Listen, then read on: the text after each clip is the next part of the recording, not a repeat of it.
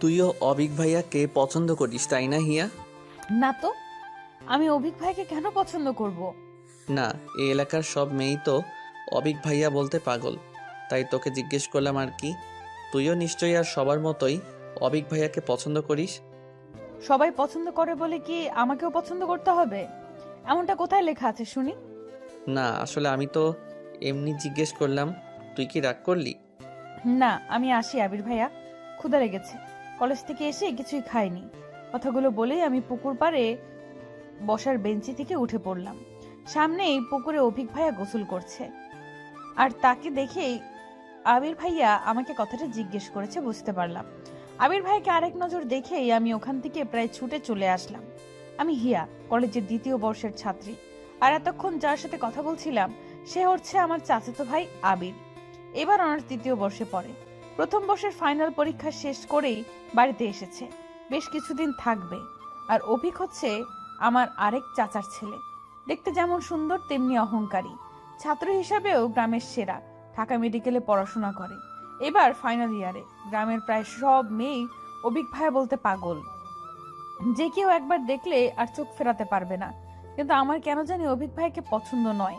আমার কাছে আবির ভাইয়াই সেরা। অভিক ভাইয়ের মতো এত ফর্সা নয়, আবার লম্বাও নয়। পড়াশোনাতেও আমার মতো এভারেজ। শ্যামবর্ণের আবির ভাইয়া আমার কাছে সবার সেরা, যাকে দেখার জন্য আমি মাসের পর মাস অপেক্ষা করে থাকি। কখন বাড়ি আসবে আর কখন তাকে দু চোখ ভরে একবার দেখব। এই অনুভূতিটা তবে থেকে হয়েছে যবে থেকে আবির ভাইয়া ভার্সিটিতে ভর্তি হয়েছে। আগে হয়তো সবসময় চোখের সামনেই থাকতো বলে এই অনুভূতিটা বুঝতে পারতাম না, অথবা তখন এই অনুভূতিটা বোঝার মতো বয়স আমার ছিল না।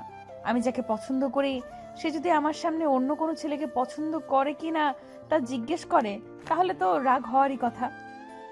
তাই আমি খাবার খাওয়ার অজুহাত দিয়ে ওখান থেকে চলে আসলাম। আচ্ছা, আবির ভাইকে বুঝতে পারে না যে আমি তাকে কতটা পছন্দ করি? নাকি বুঝতে চায় না আমার না বলা অনুভূতিগুলো? নাকি আমাকে মুখ ফুটে বলতে হবে তাকে যে আমি তাকে ভালোবাসি? একটা মেয়ে হয়ে আমি তাকে কি করে বলবো যে আমি তাকে ভালোবাসি? আর আবির ভাইয়া যদি আমাকে পছন্দ না করে, আমাকে ফিরিয়ে দেয়, তখন কি আমি সহ্য করতে পারবো? আবার আবির ভাইয়া যদি অন্য কোনো মেয়েকে পছন্দ করে ফেলে, তাহলে তো আমি সেটা সহ্য করতে পারবো না। আজ একটা বছর আমি আমার অনুভূতিগুলো লুকিয়ে রেখেছি, আর যেন পারছি না। যতই দিন যাচ্ছে ততই মনে হচ্ছে আমি আমার ভালোবাসার মানুষটার থেকে দূরে সরে যাচ্ছি। হারিয়ে ফেলছি সেই আবির ভাইয়াকে, যাকে আমি মনে প্রাণে চাই। আবির ভাইয়া এসেছে শুনেই আমি কলেজ থেকে এসেই তাকে খুঁজতে পুকুর পাড়ে চলে গিয়েছিলাম। অথচ সে ভেবেছে যে আমি হয়তো আবির ভাইয়াকে দেখতে পুকুর পাড়ে গিয়েছি। এই জন্যই হয়তো আমাকে কথাটা জিজ্ঞেস করলো। তার মানে আবির ভাইয়া আমাকে ভুল বুঝেছে।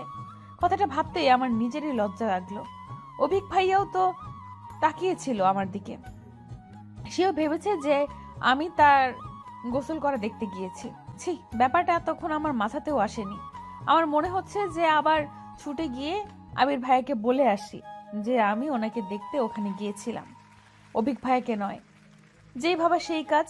আমি আবার এক ছুটে পুকুর পাড়ে চলে গেলাম, কিন্তু আবির ভাইকে সেখানে না দেখতে পেয়ে এদিক সেদিক খুঁজতে লাগলাম। কিন্তু কোথাও থেকে দেখতে না পেয়ে চলেই আসছিলাম, তখন পেছন ফিরে কারো মুখে আমার নাম শুনতে পেলাম। মিষ্টি একটা কণ্ঠস্বরে সে আমার নাম ধরে ডাকছে। আমি পেছন ফিরে তাকাতেই দেখি যে অভিক ভাইয়া একটা লুঙ্গি আর হাতা কাটা গেঞ্জি পরে গামছা দিয়ে চুলটা মুছতে মুছতে আমার দিকেই এগিয়ে আসছে। আমি ওখানেই দাঁড়িয়ে রইলাম। তারপর বললাম, ভাইয়া কেমন আছেন? আমি তো ভালোই আছি। তুমি কেমন আছো? কালকে এসেছি অথচ তোমাকে আজ দেখতে পেলাম। কোথায় ছিলে? আমিও ভালোই আছি। আসলে কলেজে গিয়েছিলাম তো, মাত্রই আসলাম, তাই হয়তো দেখতে পাননি। কলেজে না হয়ে আজ গিয়েছিলে? কাল সারাদিন কোথায় ছিলে দেখলাম না তো। না, আসলে রাতে পড়ছিলাম। অজুহাত? তা পড়াশোনা কেমন চলছে? এই ঠেলে ঠুলে চলছে আর কি। আমি তো আর আপনার মতো নাম্বার ওয়ান স্টুডেন্ট না। আমার যেমন চলার কথা তেমনই চলছে। খোটা দিচ্ছ কেন? ভালোই কথা শিখেছো দেখছি। অভিক ভাইয়া আমাদের কাজিনদের সাথে তুমি করেই বেশি কথা বলে, আর আমি অভিক ভাইয়ার থেকে আগে থেকেই 10 হাত দূরে থাকার চেষ্টা করতাম।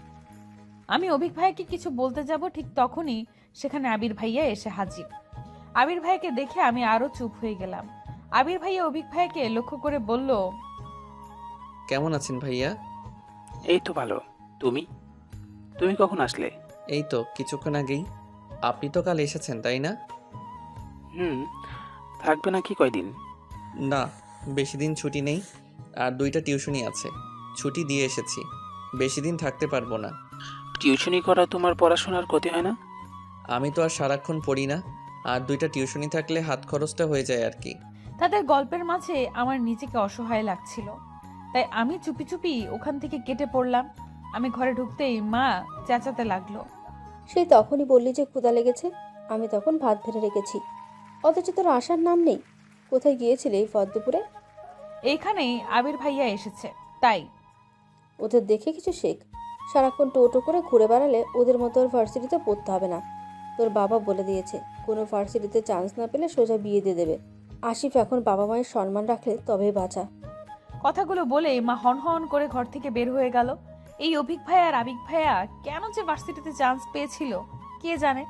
আমাকে আর আমার চাচাতো বোন হিমাকে সারাক্ষণ তাদের গুণগান শুনে কাটাতে হয়। মাঝে মধ্যে ওদের দুজনের উপর প্রচুর রাগ হয়। আর আমার ছোট ভাই আসিফ ভাইদের মান রাখতে সেও ক্লাস টপার 5-এ বৃত্তি পেয়েছে, 8-এ বৃত্তি পেয়েছে, এবার 9-এ পড়ে। বোঝাই যাচ্ছে যে ভাইদের পথ অনুসরণ করেই এগোচ্ছে। আর আমি আর আবির ভাইয়ের ছোট বোন হিমা জমজের মতো একই ক্লাসেই পড়ি, আবার রেজাল্টও একই থাকে, কোনো মতে টেনে টুনে পাস। বিকেলে আমি আর হিমা হাঁটতে বের হয়েছি, তখন হিমা লাজুক ঘেসে আমাকে বলল, জানিস ইয়া, আমি না অভিক ভাইকে পছন্দ করি। অভিক ভাইকে দেখলেই না আমার কেমন জানি লাগে, মনে হয় সারাক্ষণ ওনাকেই দেখি।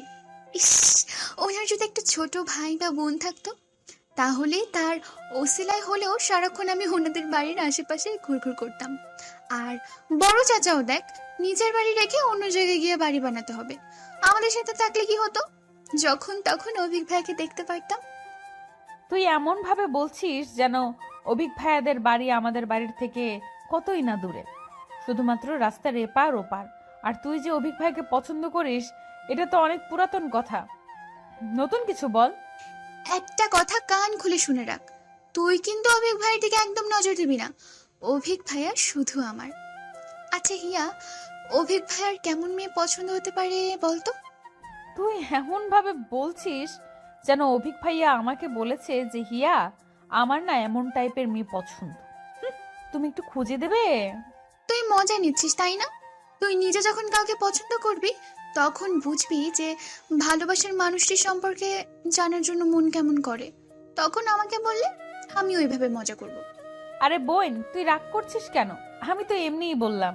তুই হঠাৎ অভিক ভাই নিয়ে পড়লি কেন বলতো, কাহিনী কি? সামনেই তো 14ই ফেব্রুয়ারি আসছে। আমি একটা প্ল্যান করেছি, তোকে ছাড়া আর কাউকে তো বলা যাবে না। তার আগে বল, তুই আমাকে হেল্প করবি? কি এমন প্ল্যান করেছিস যে আমার হেল্প ছাড়া হবে না? বলে ফেল শুনি। আমি না এবার ভ্যালেন্টাইন্স ডেতে অভিক ভাইকে একটা চিঠি দেব। তুই কি পাগল হয়ে গেছিস? কেউ জানতে পারলে কি লঙ্কা কাণ্ড হবে তা ভেবে দেখেছিস? আর অভিক ভাইয়ের রিয়াকশন কি হবে বুঝতে পারছিস? তা কল্পনা করতেও আমার হাড় হিম হয়ে আসছে। আরে ভাই, আমি নাম ধাম লিখে দেবো নাকি? আমি অতটাও বোকা নই। তুই আমাকে হেল্প করবি, ব্যাস। বাকিটা আমি তোকে পরে জানাবো, যদি রাজি হয়ে যায়। তুই কি পাগল? চিঠিতে কি এমন দিবি যে তোর নাম না জেনেই তোকে পছন্দ করবে? তোকে না চিনলে তোকে উত্তরই বা দিবে কি করে? আর তুই চিঠিটা কিভাবে দিবি? এত কিছু তোকে ভাবতে হবে না, তুই আমার সাথে থাকবি, হেল্প করবি, ব্যাস। আর কিচ্ছু জানি না। এবার বাড়ি চল, সন্ধ্যা হয়ে আসছে। আর একটু দেরি করলে তো তোর মা আর আমার মা মিলে কুরুক্ষেত্রে বাঁধিয়ে দেবে। আচ্ছা চল, বলেই আমরা বাড়ির পথে পা বাড়ালাম। হিমা যে কি প্ল্যান করছে তা ভেবে এখনই আমার মাথা ব্যথা শুরু হয়ে গেছে। কে জানে এই মেয়েটা আবার কি ফোন দিয়ে এঁটেছে। হিমার কথা শুনে আমারও খুব ইচ্ছে হচ্ছিল যে আবির ভাইয়াকে একটা চিঠি লিখবো। রাতে পড়ায় আর মন বসছে না, কি লিখবো না লিখবো তাই ভেবে ভেবে সারা হচ্ছিলাম। বারবার লিখে আবার কেটে দিচ্ছিলাম। অবশেষে পেন্সিল আর ইরেজার নিয়ে বসলাম। অবশেষে আমার মনের হাজারো কথাগুলো কয়েকটি শব্দের মাধ্যমে সাজালাম। তারপর নিচে এই চিঠিটা পড়তে লাগলাম। প্রিয় আবির, আমি আপনাকে ভাইয়া বললেও এই চিঠিতে আর ভাইয়া বলতে চাচ্ছি না, কারণ আমি যে আর আপনার বোন থাকতে চাই না। আমার হাজারো অনুভূতির সাথে আপনার অনুভূতিগুলো সাজাতে চাই। রোজ রাতে আপনার মায়াবী মুখটা দেখে ঘুমাতে চাই, আর প্রতিটা ভোরের আলো আমি আপনার সাথেই দেখতে চাই। আপনি কি আমাকে অনুমতি দিবেন আপনার জীবনের প্রতিটা ঘটনার সাথে আমাকে জড়িয়ে রাখার? আমি কিন্তু আপনার সাথেই আমার জীবনের প্রতিটা মুহূর্ত কাটাতে চাই। প্লিজ না করবেন না, তাহলে আমার এই ক্ষুদ্র হৃদয়টা ভেঙে টুকরো টুকরো হয়ে যাবে। আর টুকরো হৃদয়ে আপনার থাকলে যে কষ্ট হবে। এই চিঠিটা কে লিখতে পারে আশা করি বুঝতে ভুল হবে না। আমি যে হিয়া, আবিরের হিয়া। ইতি লিখে আমি আমার চিঠিটা শেষ করতে চাই না। আমি যে হাজারো কথা লিখতে চাই আপনাকে নিয়ে। আপনার উত্তরের আশায় রইলাম। চিঠিটা দেখছিলাম আর নিজেই লজ্জা পাচ্ছিলাম। আবির ভাইয়ের চিঠিটা পড়ার সময় কি আমার মতোই লজ্জা পাবে, নাকি হাসবে আমার এইসব হাস্যকর লেখা পড়ে? কি রে হিয়া, আজ এত পড়াশোনা করছিস? প্রতিদিন পারলে আমার আগে ঘুমিয়ে যাস, আর আজ এখনো পড়ছিস? হ্যাঁ মা, এই তো পড়া শেষ, এখন ঘুমাবো, তুমি ঘুমাও। কথাটা বলে লাইট অফ করে মায়ের পাশে শুয়ে পড়লাম। আর কাল চিঠিটা আবির ভাইয়ার কাছে কিভাবে পৌঁছাবো তাই ভাবতে ভাবতে ঘুমিয়ে পড়লাম। সকালে কলেজে যাওয়ার সময় হিমা জানালো যে ওর চিঠি লেখা শেষ। ও নাকি পুরো 4 পাতার একটা রচনা লিখেছে। আমি শুনে তো অবাক। তারপর হাসি থামাতে না পেরে বললাম, তুই কি প্রেমপত্রের নামে কোনো রচনা লিখেছিস? এত বড় চিঠি কেউ লিখে? আর তোর মনে হয় অভিক ভাইয়া ওই চিঠি দেখার পর আর পড়বে? আমি কি করব বল, লিখতে লিখতে বড় হয়ে গেছে। আমি তো ভেবেছি যে ওইটা দেখে দেখে তুই আমাকে সুন্দর করে লিখে দিবি। আমার যে হাতের লেখা, অভিক ভাইয়া হাতের লেখা দেখে বমি না করে দেয়। চিঠি পড়া তো দূরের কথা। আরে ভাই, তোর চিঠি আমি কেন লিখবো? তুই কিন্তু কথা দিয়েছিস যে আমাকে হেল্প করবি, এখন পিছু হটলে চলবে না। আচ্ছা বাবা, করব হেল্প। তার আগে বল যে এই চিঠিটা তুই অভিক ভাইয়া অবধি পৌঁছাবি কি করে? কথাটি জিজ্ঞেস করার আরেকটা কারণ হচ্ছে, আমার চিঠিটাও আবির ভাইয়াকে সেইভাবেই দিব। আমার কথাটা শুনে হিমা মুচকি হেসে বলল, ওটা আমার জন্য কোনো ব্যাপারই না। অভিক ভাইয়া যখন রুমে থাকবে না, তুই চাচির সাথে গল্প জুড়ে দিবি, আর আমি সেই সুযোগে চিঠিটা রেখে আসবো। ব্যাস, মিশন কমপ্লিট।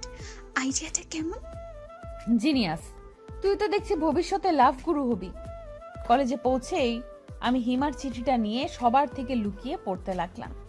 এত লেখা লিখেছে যে পুরো ক্লাসের ফাঁকে ফাঁকে পড়েও আমি সেই চিঠি শেষ করতে পারলাম না। অবশেষে চিঠিটা আমার কাছেই রেখে দিলাম। সারাদিন আর আবির ভাইকে দেখতে পেলাম না, হয়তো বন্ধুদের সাথে আড্ডা দিতে গেছে। এতদিন পর গ্রামে এসেছে, তাকে এক পলক দেখার জন্য আমার মনটা ছটফট করছিল। বিকেলে আমি আর হিমা আমাদের রুমে বসে হিমার চিঠিটা ঠিক করছিলাম। ঘরের দরজা বন্ধ দেখে মা কয়েকবার বকা দিলেও আমরা তার কথার গুরুত্ব দিলাম না। আজকের মধ্যেই আমাদের চিঠি লেখা শেষ করতে হবে। কাল যে ফেব্রুয়ারির 13 তারিখ, কালকে এই চিঠিগুলো তাদের মালিকের কাছে পৌঁছে দিতে হবে। কেটে কুটে অবশেষে হিমার চিঠিটাও ঠিক করলাম। তারপর হিমা চলে গেল আর আমি সেই চিঠিটা সুন্দর করে আরেকটা পৃষ্ঠায় লিখতে বসলাম। হিমার চিঠিটা ছিল এরকম: প্রিয় অভি, তুমি আমার জীবনের প্রেমের সূর্যোদয়। তোমাকে এক নজরে দেখার জন্য আমি সারাটা জীবনও অপেক্ষা করতে পারি। এক তোমার মধ্যে আল্লাহ এত সৌন্দর্য কেন দিয়েছে? আমাদের মাঝেও তা একটু ভাগ করে দিত। লেখার তো অনেক কথাই ছিল, কি আর লিখবো, একদিনে বলা যায় সব।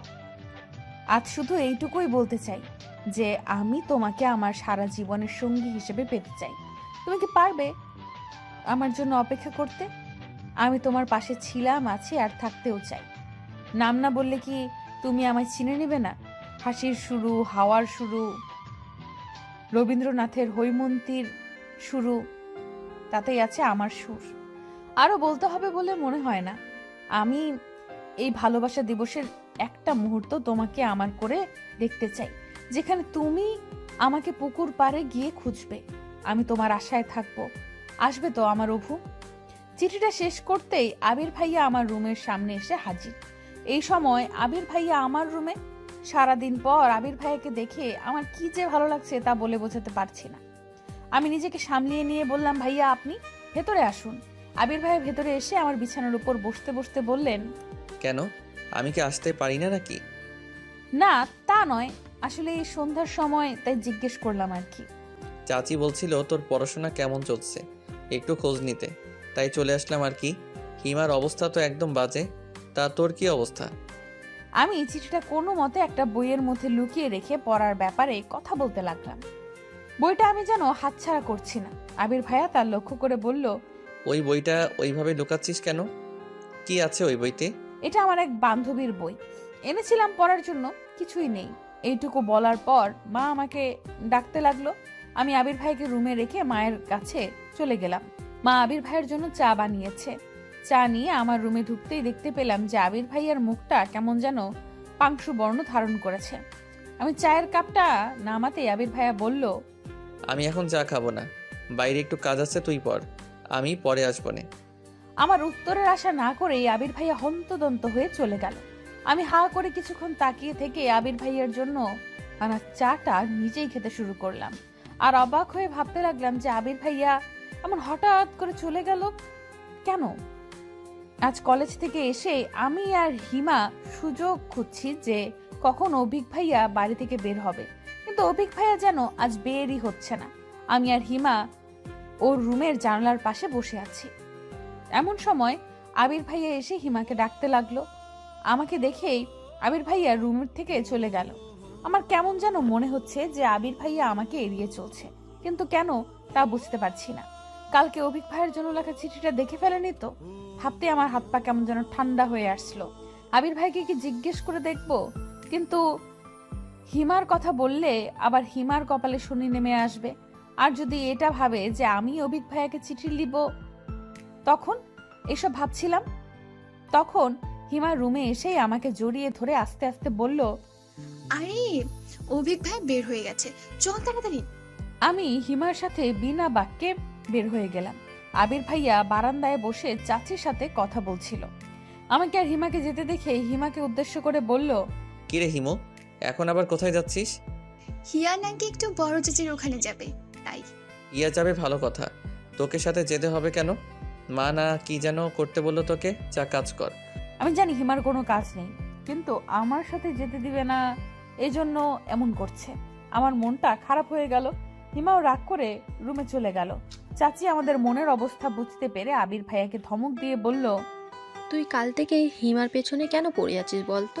দুদিন পর চলে যাবি, একটু ভালোভাবে থাকলেই তো পারিস। তোমার আলতি পেয়ে আজ পড়াশোনার এই অবস্থা। পরীক্ষায় ফেল করলে তখন বুঝবে আমি কেন ওর পেছনে পড়ি। কথাগুলো বলেই আবির ভাইয়া বাড়ি থেকে বের হয়ে গেল। আমি হিমার চিঠিটা নিয়ে পড়লাম বিপাকে।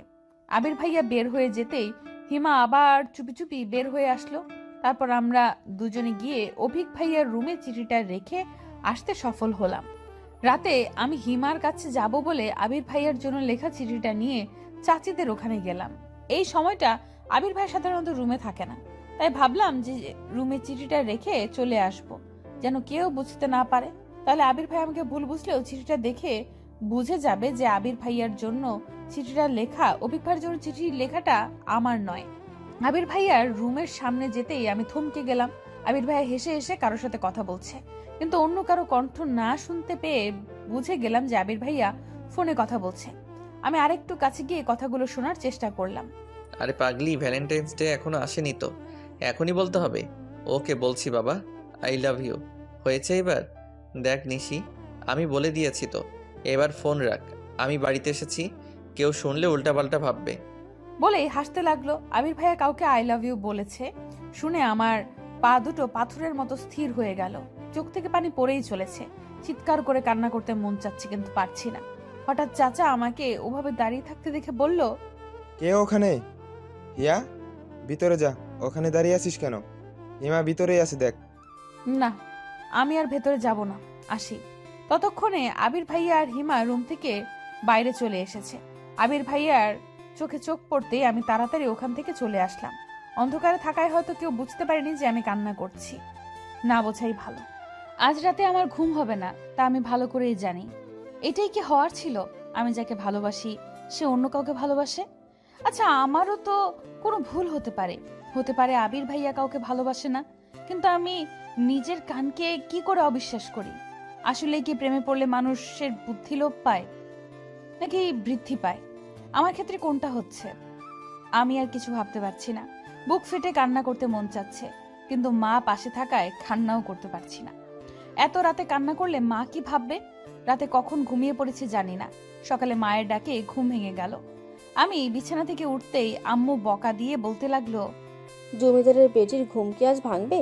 হিমা কখন থেকে উঠে পড়তে বসে গেছে, আর একে দেখো এখনো পড়ে পড়ে ঘুমাচ্ছে। একে দেখলে কে বলবে যে কিছুদিন পরে ইন্টার পরীক্ষা? আমার হয়েছে যত জ্বালা। এত বড় মেয়ে, না তো কোনো কাজ পারে আর না তো পড়াশোনা। আমি বিছানা থেকে নেমে মায়ের কথায় কান্না দিয়ে বাথরুমে চলে এলাম। এটা মায়ের রোজকার লেকচার, শুনে শুনে এখন মুখস্থ হয়ে গেছে। আমি বাথরুমে থেকেও মায়ের ক্ষীণ গলা শুনতে পেলাম। একে বিয়ে দিয়ে দাও তো, লাভ নেই। শ্বশুরবাড়ির লোকজন বলবে যে মা কি শিখিয়েছে। তোর বাপকে বলিস কয়েকটা কাজের লোক ঠিক করে রাখতে, বিয়ের সময় তাদেরকেও তোর সাথে পাঠিয়ে দেবে। আর না হলে এখন থেকে পড়াশোনা বাদ দিয়ে কাজ কাম কিছু শিখে নে, কাজে লাগবে। কথাগুলো বলতে বলতে আমার বিছানা ঠিক করতে লাগলো। আমিও সহজে বের হচ্ছি না। বের হলে লেকচার আবার শুরু হয়ে যাবে। মা রুম থেকে বের হয়ে যেতেই আমি বাইরে আসলাম। ফ্রেশ হয়ে মাকে দেখানোর জন্য হলেও একটু পড়তে বসলাম, না হলে আবার শুরু করে দিবে। কলেজে যাওয়ার সময় আবির ভাইয়াকে অনেক খুঁজলাম, কিন্তু কোথাও দেখতে পেলাম না। হিমার থেকে জানতে পারলাম যে আবির ভাইয়া নাকি আজকে সকালেই চলে গেছে। শুনে আমার বুকের ভেতরটায় কেমন হু হু করে উঠলো। আবির ভাইয়া আজকেই কেন চলে গেল? তার মানে সে আমার ভালোবাসার মানুষটির সাথে আজকের দিনটা কাটাতে চায়। আমি আর কিছু ভাবতে পারছি না আবির ভাইয়াকে নিয়ে। তাকে নিয়ে যতই ভাবছি আমার মনের ভেতরটা ততই অস্থির হয়ে উঠছে। অভিক ভাইয়াও নাকি আজকেই চলে যাবে, এটাও হিমার থেকেই জানতে পারলাম। অভিক ভাইয়ার কারেন্ট অ্যাফেয়ারেন্স হচ্ছে হিমা, সব খবর ওর কাছে থাকে। পুরো রাস্তা হিমা বক বক করে যাচ্ছে, অথচ আমি চুপ করে আছি দেখে হিমা জিজ্ঞেস করলো, কিরে, তুই আজ এমন চুপ করে আছিস কেন? অসুস্থ নাকি? না তো, আমি অসুস্থ থাকলে কলেজে যেতাম নাকি? তুই চিনিস না আমাকে? আসলে আমি তো অভিক ভাইয়াকে দেওয়া চিঠিটা নিয়ে চিন্তিত আছি। না জানি অভিক ভাইয়া কি ভাববে, আদৌ তোকে চিনতে পারবে কিনা। আচ্ছা, তোকে না চিনতে পারলে তো ক্ষতি নেই, কিন্তু যদি তোকে চিনে ফেলে আর চাচা বা আবির ভাইয়াকে ব্যাপারটা বলে দেয়, তোর এসব নিয়ে চিন্তা হচ্ছে না? তুই আমাকে সাহস দিবি কি আরো ভয় পাই দিচ্ছিস? আমি তো এসব ভেবেই দেখিনি। আবির ভাইকে এই ব্যাপারে বললে তো আমাকে কুরবানি করে ফেলবে। তুই আমাকে ওই ব্যাপারটা আগে বলবি না? ওর ভয়ের তো মুখ দেখে আমি হাসি চাপিয়ে রাখতে পারছিলাম না। এখন হেসে ফেললে হিমা রেগে আগুন হয়ে যাবে, তাই আমি অনেক কষ্টে হাসিটা চেপে রেখে ওকে সাহস দিয়ে বললাম, আরে অভিক ভাই চিনে ফেললেও সমস্যা নেই, তুই তো নিজের নাম লিখে দিসনি। অভিক ভাইয়াকে যে কেউ চিঠি দিতে পারে, তা কি আমরা জানি নাকি? কিন্তু চাচি যদি বলে দেয় যে কাল ওনাদের বাড়িতে শুধু আমরাই গিয়েছিলাম, তখন আমার তো ভয় এখনই কলেজে শুকিয়ে যাচ্ছে। আমি ব্যাগ থেকে পানির বোতল বের করে ওর দিকে এগিয়ে দিয়ে বললাম, আচ্ছা চিন্তা করিস না, ধরা পড়লেও বলে দেব যে কেউ একজন আমাদের কাছে চিঠিটা দিয়ে দিয়েছিল অভিক ভাইয়া পর্যন্ত পৌঁছে দিতে। আমরা দিয়েছি, আর কিছু জানি না। কে চিঠি দিয়েছে তা বলা যাবে না। তারপর হিমাকে কিছুটা শান্ত করে নিয়ে আমরা কলেজ অবধি পৌঁছলাম। আজ সারাদিন আমার কানে শুধু আবির ভাইয়ার বলা কাল রাতের কথাগুলোই বাজতে লাগলো। যাই করি না কেন ঘুরে ফিরে শুধু ওই কথাগুলোই মনে হতে লাগলো। হিমা নিজে অভিক ভাইকে নিয়ে চিন্তিত ছিল, তাই আমার দিকে আর নজর না দেওয়ায় আমিও বেঁচে গেলাম ওর জেরা থেকে। হিমা এখন মনে প্রাণে চাইছে যে আমরা কলেজ থেকে ফেরার আগেই যেন অভিক ভাইয়া চলে যায়। হিমার দোয়াটা মনে হয় আল্লাহ কবুল করেছিল। আমরা পৌঁছে দেখলাম যে অভিক ভাইয়ার মা মানে আমাদের বড় চাচি আমার মায়ের সাথে গল্প করছে, আর ওনার থেকে জানতে পারলাম যে অভিক ভাইয়া চলে গেছে। বেচারি হিমা একদিক দিয়ে খুশি হলো যে অভিক ভাইয়ার চিঠি সম্পর্কে কাউকে কিছু বলেনি, কিন্তু অভিক ভাইয়াকে আবার অনেক দিন দেখতে পাবে না বলে দুঃখও পাচ্ছিল। ইন্টার্নি শেষ না করে নাকি অভিক ভাইয়া আর বাড়ি আসবে না সহজে, এটাও হিমার মুখেই শুনেছি।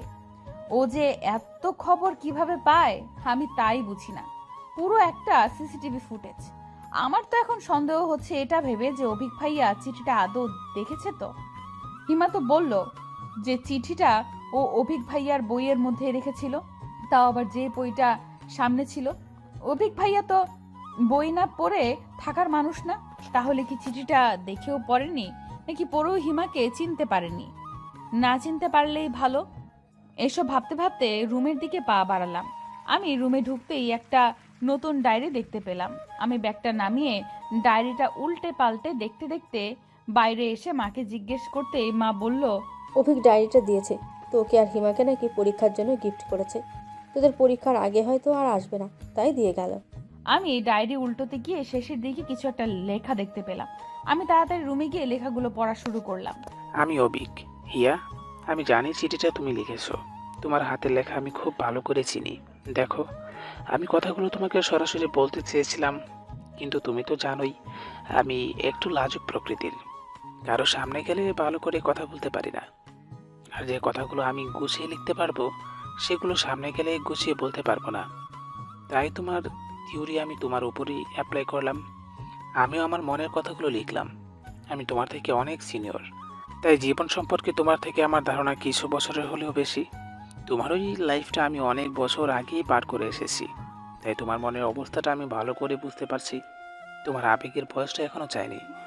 আবেগ দিয়ে জীবন চলে না হিয়া, বাস্তবতাকে বুঝতে শেখো। আগে এটা বোঝার চেষ্টা করো যে তুমি সত্যিই আমাকে ভালোবাসো নাকি এটা শুধু ভালো লাগা। লাভ আর অ্যাট্রাকশনের মধ্যে অনেক তফাৎ। তোমাকে ফিরিয়ে দেওয়ার মতো ইচ্ছা বা সাহস কোনোটাই আমার নেই। কেন জানি না তোমাকে আমার ভালো লাগে, তবে সেটা আদৌ ভালোবাসা কিনা আমি আজও বুঝতে পারিনি। তাই বাকিটা সিদ্ধান্ত তোমাকেই দিতে হবে। আমি তোমার ভালোবাসা নাকি শুধু ভালো লাগা। আমি কখনো এসব প্রেম ভালোবাসা নিয়ে ভাবার সময় পাইনি। সব সময় পড়াশোনা নিয়ে থেকেছি, কিন্তু আজ হোক বা কাল হোক বিয়ে তো করতেই হবে। তাই তোমাকে ফিরিয়ে দিচ্ছি না, তবে তোমার মন পরিবর্তন হলেও হতে পারে। তোমার জীবনের সবে শুরু, সামনে পরীক্ষা, পড়াশোনার মন দাও। এখন এসব নিয়ে ভাবলে চলবে না। আমি তোমাকে সময় দিচ্ছি ভাবার জন্য। তোমার যদি মনে হয় যে তুমি আমাকে সত্যিই ভালোবাসো, তবে আমি তোমাকে ফিরিয়ে দেব না, অপেক্ষা করব তোমার জন্য। কিন্তু এর মধ্যে যদি তোমার মনে হয় যে আমাকে তোমার শুধু ভালো লাগা, ভালোবাসো না, তবে আমি তোমাকে দোষারোপ করব না, কারণ আমি জানি যে এই বয়সটা আবেগী।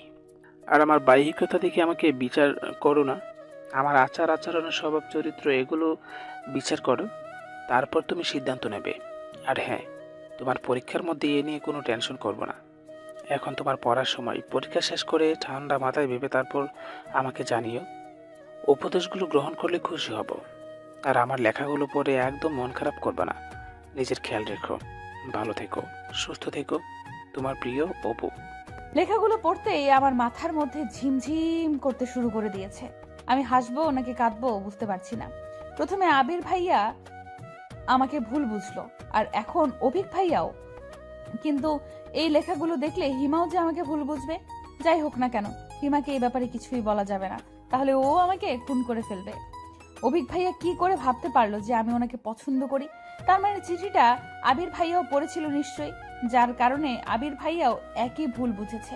কিন্তু আমি অভিক ভাইয়াকে চিঠি দেই বা না দেই, আবির ভাইয়া তো অন্য একটা মেয়েকে ভালোবাসে, আর অভিক ভাইয়াও কি আমাকে পছন্দ করে? তাহলে আমি কোথায় এসে পড়লাম? আমি এখন কোন দিকে যাব আর কি করব? অভিক ভাইয়াকে নিয়ে কোনো চিন্তা নেই, কিন্তু আবির ভাইয়া আর হিমাকে আমি কি করে সবটা বোঝাবো? আমি যে আর কিছুই ভাবতে পারছি না। আমি ডায়েরিটা ড্রয়ারে লুকিয়ে রেখে সোজা হিমার কাছে চলে গেলাম। হিমা ফ্রেশ হয়ে খেতে বসেছে। আমি গিয়ে বললাম, অভিক ভাইয়া তোকে একটা ডায়েরি গিফট করেছে, দেখেছিস? তাতে কি কিছু লেখা আছে? অভিক ভাইয়ার নাম শুনে হিমা যেন লাফিয়ে উঠল। খাবার নিয়ে ওর রুমে চলে গেল। আমিও ওকে অনুসরণ করলাম। টেবিলের ওপর থেকে ডায়েরিটা নিয়ে আমি লেখা খুঁজতে লাগলাম। ডায়েরির শেষ পাতাতেই কিছু লেখা আছে। আমি সেটা পড়তে শুরু করলাম। Best wishes my dear mister. ভালো করে পড়াশোনা করো, ভালোভাবে পরীক্ষা দিও, সময়গুলো কাজে লাগাও, নষ্ট করো না। যাওয়ার আগে আর দেখা হলো না, নিজের যত্ন নিও। ভালো থেকো, তোমার ভালোবাসার ভাই অভিক। লেখাটা পড়েই আমি ধপ করে হিমার বিছানার উপর বসে পড়লাম। অভিক ভাইয়া হিমাকে কিছু লিখেছে ভেবে হিমা খুশিতে লাফাতে লাগলো। কিন্তু আসল ঘটনা শুনলে যে হিমার কি অবস্থা হবে তা ভেবে আমি অস্থির হয়ে যাচ্ছি। আচ্ছা, অভিক ভাইয়া যদি জানতো যে চিঠিটা আমি নই হিমা দিয়েছে, তখন হিমাকেও কি একই কথা লিখতো? আমি হিমার রুম থেকে বের হয়ে আসলাম। হিমা তো খাওয়া দাওয়া বাদ দিয়ে ডায়েরি নিয়ে পড়লো। হাজার হোক, ডায়েরিটা অভিক ভাইয়া দিয়েছে। আমি বিষণ্ণ মনে রুমে গিয়ে ফ্রেশ হয়ে নিলাম। খাওয়ার কোনো ইচ্ছে না থাকা সত্ত্বেও মায়ের জোরাজোরিতে খেতে বসলাম। 2 বার খাবার মুখে দিয়েই আর খেতে ইচ্ছে হচ্ছিল না, তাই বাকি খাবারটা রেখেই উঠে পড়লাম। মা কিছু বকাবকি করে চলে গেল। আমি বিছানায় শুয়ে ফোনটা হাতে নিয়ে একবার অভিক ভাইয়ার নাম্বার বের করছি, একবার আবির ভাইয়ার নাম্বার বের করছি, কিন্তু কাউকেই কল করার সাহস পাচ্ছি না। কল করে কি বলবো তাই ভেবে পাচ্ছি না। আমি এমনিতেও ফোনে কথা কম বলি। আবির ভাইয়ের সাথে যাওয়া বা টুকটাক কথা হয়, অভিক ভাইয়ের সাথে ফোনে কথা হয় না বললেই চলে। ভাইয়াও কল করে না আর আমিও না। অনেকক্ষণ ভেবে চিন্তে কিছুটা সাহস নিয়ে অভিক ভাইয়াকে কল করেই ফেললাম। কল করার কিছুক্ষণ পর আবির ভাইয়া কল রিসিভ করে বলল, হ্যালো হিয়া, আবির ভাইয়া কোথায় আপনি? আমি মাত্র পৌঁছালাম বাসায়, কিছু বলবি? না মানে ভালোভাবে গেছেন তো? হুম, আরও কিছু বলার থাকলে বল। আমি খুব টায়ার্ড, বুঝতেই পারছিস, মাত্র আসলাম রুমে। আমি তাড়াতাড়ি করে কল কেটে দিলাম। আর কিছু বলার ইচ্ছেটা আমার মরে গেছে। একটু ভালো করে কথা বললেও পারতো। আমি কল কেটে দেওয়ার পর আবির ভাইয়া আরো 2বার কল করলো। আমি রিসিভ করলাম না। রিসিভ করে কি বা বলবো? এরপর ভাবছিলাম যে অভিক ভাইয়াকে কল করে সব সত্যিটা বলে দিব, যে চিঠিটা আমি লিখলেও আমার জন্য নয়, হিমার জন্য লিখেছিলাম। কিন্তু আবির ভাইয়ার সাথে কথা বলে সেই মুডটাই নষ্ট হয়ে গেল। তাই আর অভিক ভাইয়াকে কল করলাম না। জানি না আবির ভাইয়া আবার আসবে কবে, আর কবে সামনে থেকে এক নজরে দেখতে পাবো, আর কেনই বা এই সত্যিটা জানাতে পারবো। আবির ভাইয়া কাউকে ভালোবাসলেও মেনে নিতে হবে, কিন্তু তাই বলে সে আমাকে ভুল বুঝবে সেটা তো হতে পারে না। কিন্তু হিমাকে সত্যিটা তাড়াতাড়ি জানাতেই হবে, নইলে অনেক কিছুই হতে পারে। বিশেষ করে হিমা পরে ব্যাপারটা জানতে পারলে আমাকে ভুল বুঝবে। এটা কিছুতেই হতে দেওয়া যাবে না। আবির ভাইয়াকে পরে বোঝালেও হবে, কিন্তু হিমাকে কি করে সবটা বলবো তাই বুঝতে পারছি না। ওর প্রতিক্রিয়াটাই বা কি হবে কে জানে। অভিক ভাইকে কথাটা না জানানো পর্যন্ত আমার শান্তি হচ্ছিল না। অভিক ভাইকে হিমার কথা জানাতেই অভিক ভাইয়া রাগান্বিত স্বরে বলল, হিয়া, তোমার কমন সেন্স নেই? অন্যের চিঠি তুমি তুমি কেন লিখবে? আর হিমাকে জানিয়ে দাও, ওকে শুধুমাত্র আমার ছোট বোন ভাবি, এর বাইরে কিছুই নয়। ভাইয়া কথাটা আপনি নিজে হিমাকে জানিয়ে দিলে খুশি হতাম। ওকে, আর আমি তোমাকে পছন্দ করি এটা তো এখন তুমি জেনেই গেছো। তোমার মতামত যখন খুশি জানিয়ে দিও, আমি আশায় থাকবো তোমার উত্তরের। এখন পড়াশোনার সময়, এসব নিয়ে ভাবতে হবে না। ভাইয়া আসলে আমি আপনাকে আমার বড় ভাই হিসাবেই মানি, তাই। ওকে, আমার জন্য তোমার চিন্তা করতে হবে না।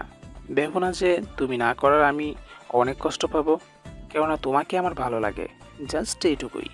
ব্যাপারটা এখানেই শেষ হয়ে গেল। ভালো হয়েছে কোনো জিনিস নিয়ে বাড়াবাড়ি আমার একদম পছন্দ নয়।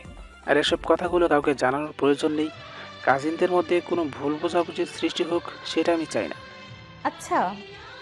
তুমি কি আমাকে ভয় পাও? না আসলে প্লিজ কিছু মনে করো না, আমি এভাবে কথাগুলো বলতে চাইনি, কিন্তু ইটস ওকে ভাইয়া, আপনি শুধু হিমাকে একটু বুঝিয়ে বলবেন তাহলেই হবে। আচ্ছা সরি হিয়া, সত্যিটা না জেনেই আমি তোমাকে।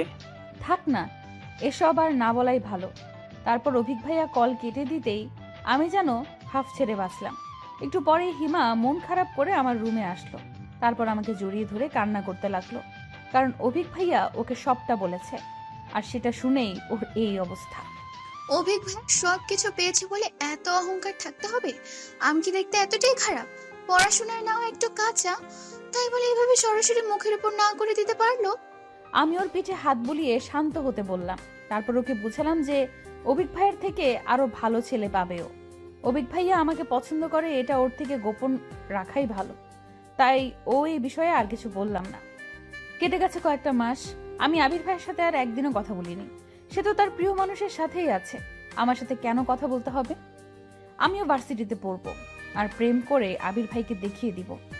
ইদানিং আমার পড়াশোনা দেখে রীতিমতো সবাই অবাক, ভীষণ অবাক। আর আব্বু ভীষণ খুশি যে আমি পড়াশোনায় মন দিয়েছি। সত্যি বলতে ইদানিং পড়াশোনা করতে আমার ভালোই লাগে। আর সব থেকে মজার ব্যাপার হচ্ছে, পড়াশোনায় ডুবে থাকলে আবির ভাইয়ার কথাও বেশি মনে পড়ে না। কলেজে এখন আর যেতে হয় না, শুধু প্রাইভেট আর কোচিং। ভালোই যাচ্ছে দিনকাল। আজ আমার একমাত্র ফুফুর বড় মেয়ের গায়ে হলুদ অনুষ্ঠান। ফুফুর শুধু 2 মেয়ে, কোনো ছেলে নেই। বড় মেয়ে নিশি আর ছোট মেয়ে মিশি। মিশি এবার ক্লাস 9-এ পড়ে। ফুপুর বাড়ি আমাদের বাড়ি থেকে বেশি দূর না হলেও বেশি যাওয়া হয় না ওখানে। আজ ফুপুর বাড়িতে যাওয়ার কোনো ইচ্ছে আমার ছিল না, কিন্তু হিমা যখন জানালো যে আজ নিশি আপুর গায়ে হলুদের অনুষ্ঠানের জন্য আবির ভাইয়া আসবে, তখন কেন জানি আমার যেতে মন চাইলো। কতদিন আবির ভাইয়ের ওই মুখটা দেখি না, কিন্তু সে তো অন্য কাউকে ভালোবাসে। কথাটা মনে হতেই আবার আমার মনটা খারাপ হয়ে গেল। কিন্তু আমি না গেলে হিমাও যাবে না। হিমার জেদের কাছে হেরে অবশেষে রাজি হলাম। সবার সাথে আমিও হলুদ শাড়ি পরেছি, আর আমার চোখ দুটো শুধু বারবার আবির ভাইকে খুঁজছে। কখন যে আসবে। হিমা সবার সাথে মজা করছে, কিন্তু আমি একপাশে দাঁড়িয়ে আবির ভাইকে খোঁজার চেষ্টা করছি। এমন সময় কেউ একজন আমার পেছন থেকে বলে উঠল। Excuse me Keshabati. আমি পেছনে তাকাতেই দেখতে পেলাম যে একটা ছেলে দাঁড়িয়ে আছে। ছেলেটা দেখতে কিছুটা অভিক ভাইয়ার মতোই।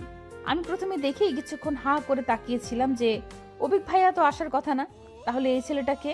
আর আশেপাশে তো কেউ নেই। কেশবতী বলে কাকে ডাকছে? এই যে মিস, হ্যাঁ আপনাকেই বলছি। আমি জানি আমি দেখতে অনেক সুন্দর, তাই বলে ওভাবে তাকিয়ে রাখতে হবে? ওনার কথা শুনে আমি রাগে আর লজ্জায় আমার চোখ নামিয়ে নিয়ে বললাম, এই যে মিস্টার হনুমান, সুন্দর হয়েছেন বলে শুধু অহংকার, তাই না? এই সৌন্দর্য কি আপনি নিজে তৈরি করেছেন নাকি? আল্লাহ আপনাকে এত সুন্দর করে তৈরি করেছেন বলেই না আপনি এত সুন্দর হয়েছেন। আর আপনি আমাকে কেশবতী কেন বলছেন? মেনেই যখন নিয়েছেন যে আল্লাহ আমাকে সুন্দর করে বানিয়েছেন, তাহলে হনুমান বলে আপনি সেই সৌন্দর্যের অবমাননা করতে পারেন কি? সেটা তো আপনার অহংকার দেখে বলেছি, কিন্তু আপনি আমাকে... কারণ আমি তো আপনার নাম জানতাম না, শুধু আপনার চুলগুলোই দেখছিলাম। আর এত সুন্দর চুলের অধিকারী যে তাকে কেশবতী বলে ভুল করে নিচ্ছু। চুল তার কবিকার অন্ধকার বিদিশার নেশা। কবিতার এই লাইনটা আপনার জন্য যেন কবি লিখেছিলেন। আচ্ছা, আপনি কে বলুন তো? আমার সাথে এসব আউল ফাউল কেন পেঁচাল শুরু করেছেন? আর আমি বা এতক্ষণ আপনার সাথে কথা বলছি কেন? আরে সরি, আপনাকে যে জন্য ডাকছিলাম তাই তো শোনানো হয়নি। এখানে আশেপাশে কোনো ফুলের দোকান আছে? মিশি আমাকে ফুল কিনে আনতে বলেছে, কিন্তু আমি এখানে তেমন কিছুই চিনি না। আপনাকে দেখে ভাবলাম যে জিজ্ঞেস করে নেই। মিশি আর কাউকে পায়নি ফুল কেনার জন্য। আপনার মতো একটা গাধাকে পাঠিয়েছে। আর আপনিও আমাকে পেলেন জিজ্ঞাসা করার জন্য। আশেপাশে কোনো ছেলের অভাব আছে নাকি? মেয়ে দেখলে এই কথা বলতে মন চায়? লুচ্চা! আপনি আশেপাশে আর কাউকে দেখতে পাচ্ছেন? এখানে শুধু আমি আর আপনি আছি। আর শুনুন, আপনি আমাকে গাধা, হনুমান আর এসব কেন বলছেন? আমার তো সুন্দর একটা নাম আছে নাকি? সাহিল শাহরিয়ার আমার নাম। নেক্সট টাইম মাথায় রাখবেন।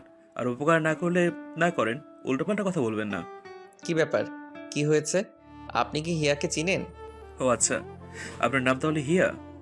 চেহারার মতো নামটাও খুব মিষ্টি। কি রে, তুই এই ছেলেটাকে চিনিস নাকি?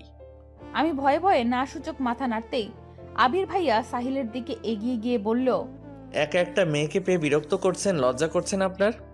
দেখে তো ভদ্র করে ছেলে বলেই মনে হচ্ছে, ব্যবহার দেখে তো তা মনে হচ্ছে না। ভাইয়া প্লিজ, আপনি যা ভাবছেন তা নয় আসলে। তুই চুপ থাক, একদম কথা বলবি না। দিন দিন তোর সাহসটাও বেড়ে যাচ্ছে। আমি কি বলবো না বলবো বুঝতে পারছি না। আবির ভাইয়া রেগে গেছে বুঝতে পারলাম। আর আবির ভাইয়ার এই ব্যবহারের কারণে সাহিলও রেগে গেছে। সাহিলও এবার আবির ভাইয়ার দিকে এগিয়ে গিয়ে বলল, আপনাকে তো ভদ্র ঘরের মেয়ে বলে মনে হচ্ছে। না জেনে শুনে কথা বলতে এসেছেন কেন? হ্যাঁ, আবির, কখন আসলি? আর এখানে কি হয়েছে? সাহিল, তুমিও এখানে? কি হচ্ছে এটা কি এখানে? না ফুপা, কিছুই হয়নি। আসলে আবির ভাইয়া আমাকে খুঁজে পাচ্ছিল না তাই। এ সাহিল, আমার এক চাচাতো বোনের ছেলে এই প্রথম আমাদের গ্রামে এসেছে। আবির, ওকে নিয়ে গ্রামটা ঘুরে দেখাস। আর ওই মেয়েটাকে, হিয়া? ফুপার কথায় এতক্ষণে সবার আবির ভাইয়ার সাথে আসা মেয়েটির দিকে নজর পড়ল। আমি কিছু বলার আগেই আবির ভাইয়া আমার হাত থেকে নিজের হাত ছড়িয়ে নিয়ে মেয়েটার পাশে গিয়ে বলল, এই নিশি আমার বান্ধবী, কখনো গ্রামের বিয়ে দেখেনি, তাই নিশি আপুর বিয়েতে আসতে যাচ্ছিল, তাই। ভালো হয়েছে নিয়ে এসেছিস। তা তোরা সবাই এখানে দাঁড়িয়েছিস কেন? ভেতরে যা, সবাই ভেতরে। বলেই ফুপা ওখান থেকে চলে গেল। তারপর আবির ভাইয়া একবার সাহিলের দিকে আর একবার আমার দিকে দেখেছিল, আর আমি নিশিকে দেখছিলাম। আবির ভাইয়া কি করে পারলো মেয়েটাকে বাড়ি অবধি নিয়ে আসতে, ভেবেই আমার মনটা ভেতর থেকে কেঁদে উঠল। আমি ওখান থেকে অতি দ্রুত চলে আসলাম। সাহিল ভাইয়াও আবির ভাইয়ের দিকে কটমট করে তাকিয়ে থেকে চলে গেল। আবির ভাইয়া আর তার সেই নিশি ওখানে দাঁড়িয়ে রইল। আমি ওখান থেকে সোজা বাড়ি চলে আসলাম। বাড়িতে কেউ নেই এখন, সবাই ওই বাড়িতে। তাই আমি পুকুর পাড়ে বসে বসে কান্না করছিলাম। এমন সময় পেছনে কারো পায়ের আওয়াজ শুনে ওদিকে তাকাতেই আবির ভাইয়াকে দেখে চমকে উঠলাম। আবির ভাইয়া নিঃশব্দে আমার পাশে বসে বলল, সেদিন কেন আমায় মিথ্যে বলেছিলি? সত্যিটা বললে কি এমন হতো? আমি কি তোর অবিক ভাইয়াকে তোর থেকে কেড়ে নিতাম, নাকি খেয়ে ফেলতাম? আবির ভাইয়ার কথাগুলো শুনে আমি নির্বাক হয়ে গেছি। তার মানে আমার ধারণাটাই ঠিক ছিল। আবির ভাইয়া আমাকে ভুল বুঝেছিল। আমিও হেয়ালি করে বললাম, আমি তো কোনো মিথ্যা বলিনি। আর আপনি যে আপনার হৃদয়ের টুকরাটাকে রেখে আমার সাথে গল্প করতে এসেছেন, এটা কি ঠিক? তুই কি নিশির কথা বলছিস? ও আমার হৃদয় টুকরো কেন হবে? কথা ঘোরাচ্ছিস কেন? খুব কথা ঘোরাতে শিখেছিস দেখছি। হঠাৎ এমন হাসছেন কেন? তোর মুখ দেখলে যে কেউ ভয় পেয়ে যাবে। পুকুরে গিয়ে আগে মুখটা ধুয়ে আয়। আর কান্না করছিলি কেন? ওই সাহিল কিছু বলেছে? কি হয়েছিল? আমি শাড়ির আঁচল খুঁজে সেটা দিয়েই মুখ মুছতে শুরু করলাম। আবির ভাইয়া আমার হাত থেকে শাড়ির আঁচল কেড়ে নিয়ে বলল, এভাবে মুছলে মুখে লাগবে। যা আগে মুখটা ভালো করে ধুয়ে আয়। আমি শাড়ি পরে এমনিই হাঁটতে পারছি না, তার উপর পুকুরের পানি দিয়ে মুখ ধুতে বলছে। আমি রেগে গিয়ে বললাম, এই অবস্থায় আপনি আমাকে পুকুরের পাড়ে যেতে বলছেন? আমি তো আপনার নিশি নয় যে সবকিছু পারফেক্ট হব। আমি বাড়ি যাচ্ছি, এগুলো ধুয়ে আসছি। বলেই আমি বেঞ্চি থেকে উঠতেই আবির ভাইয়া আমার হাত টেনে আবার বেঞ্চিতে বসিয়ে দিলেন। তারপর রেগে গিয়ে বললেন, তুই বারবার নিশির নাম নিয়ে কি প্রমাণ করতে চাইছিস বলতো? আমি বললাম না নিশি আমার ফ্রেন্ড আর কিছুই নয়। আর ও অলরেডি বিবাহিত। নিশি বিবাহিত?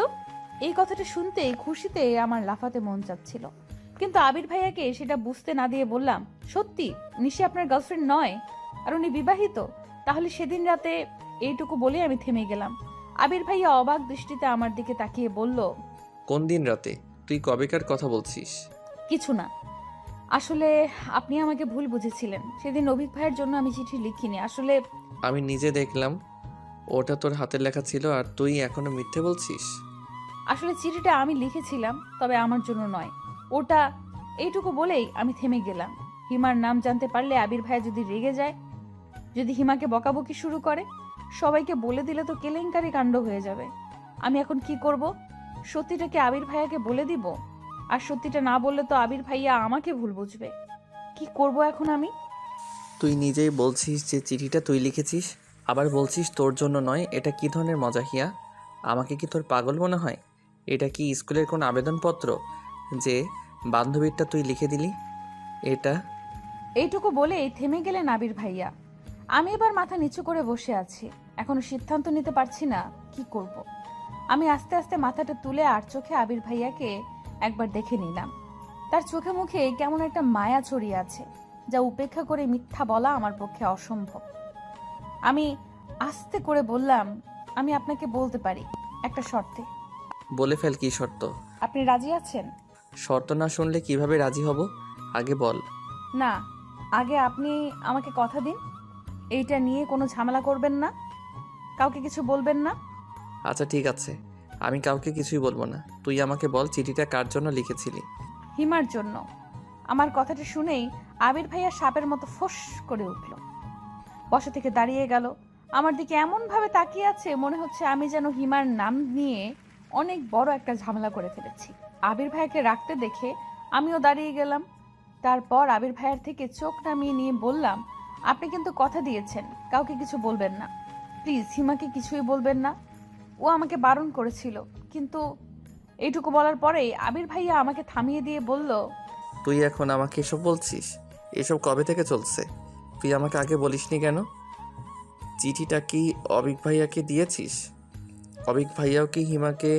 প্লিজ ভাইয়া, আপনি কিন্তু আমাকে কথা দিয়েছেন যে হিমাকে কিছু বলবেন না।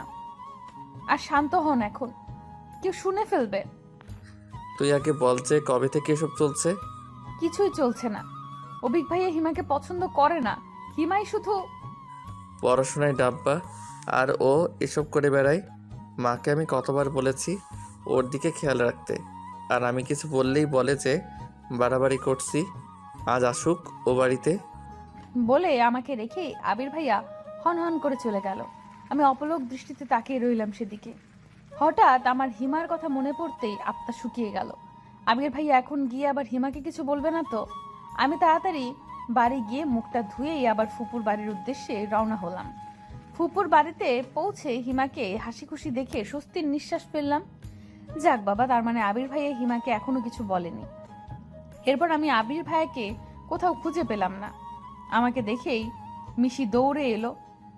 আরে হিয়া আপু, তোমার মুখে একই অবস্থা, মুখ ধুয়েছো? আর চলো, নিশি আপু তোমাকে তখন থেকে খুঁজছে, কোথায় হাওয়া হয়ে গিয়েছিলে তুমি? তোরা তো প্রশ্নের উত্তর দেওয়ার ধৈর্য আমার নেই। চল যাচ্ছি। তুমি নাকি সাহিল ভাইয়ার সাথে ঝামেলা করেছো? তুই জানলি কি করে?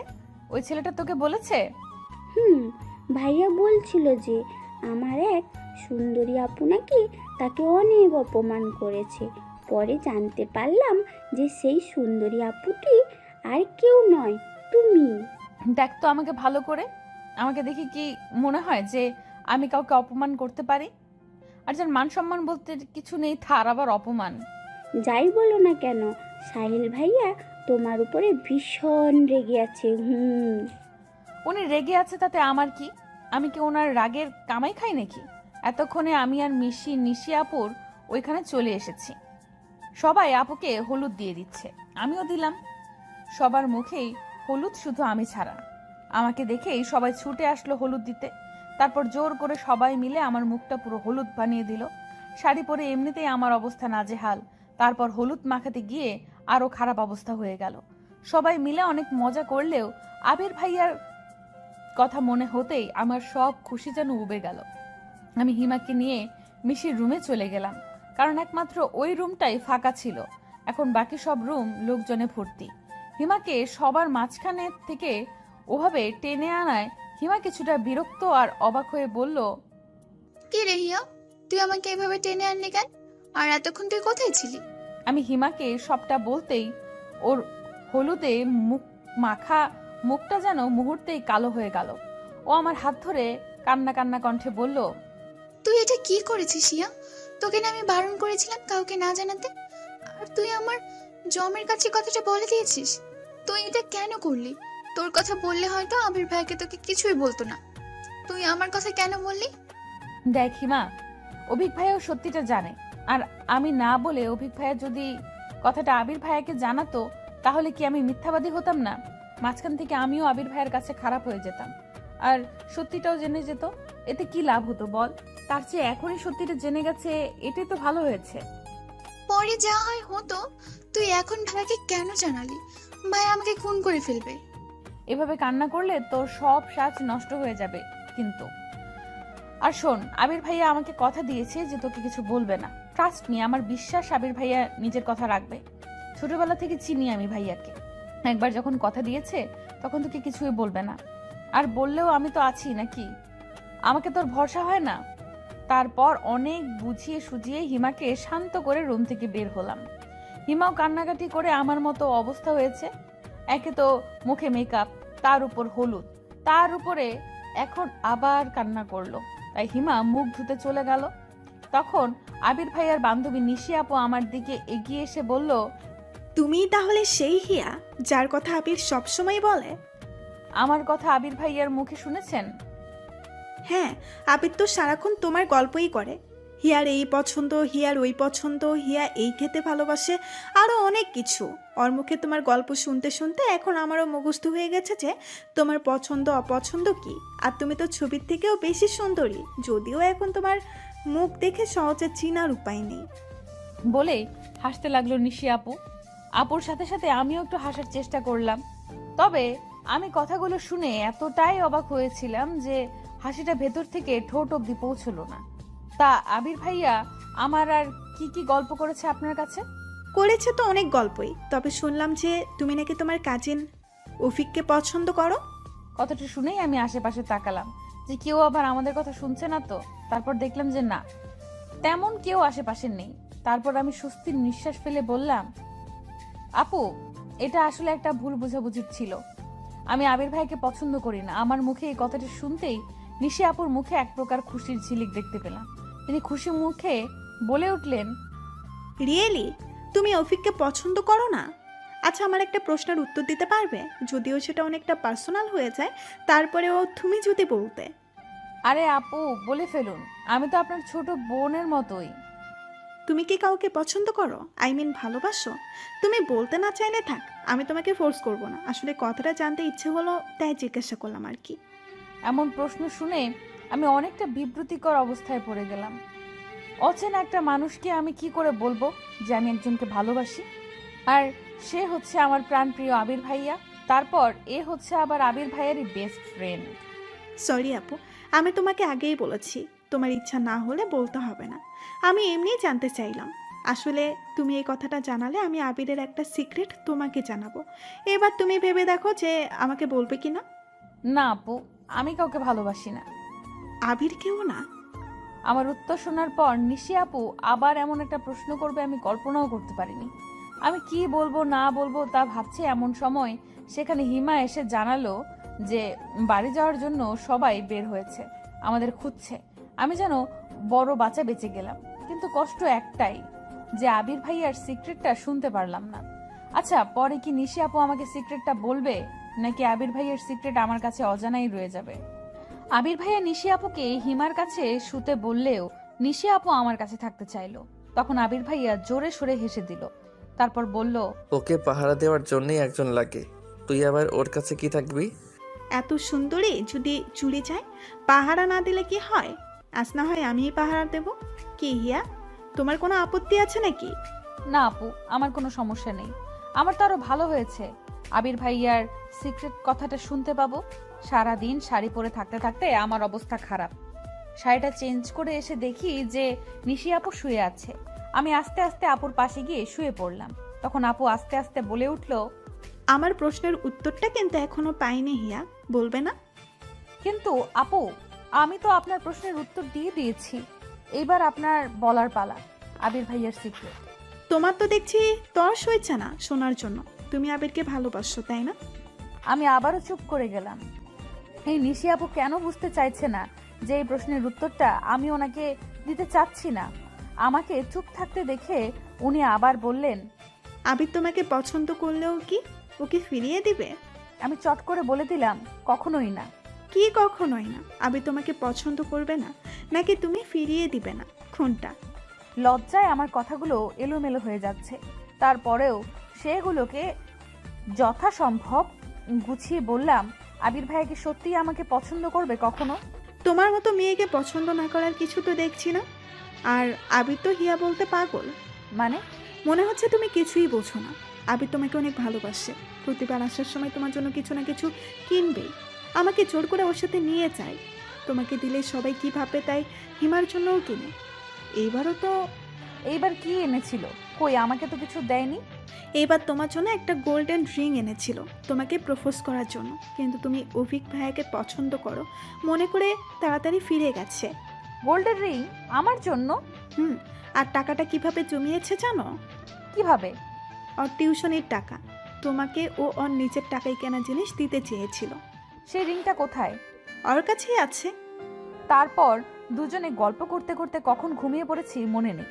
সকালে যতবার আবির ভাইয়াকে দেখছি ততবার আমার শুধু রিংটার কথাই মনে হচ্ছে।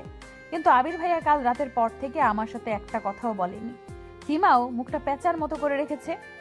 হিমা আর আবির ভাইয়া যে কাল থেকে কথা বলেনি তা তাদের মুখ দেখে বোঝা যাচ্ছে।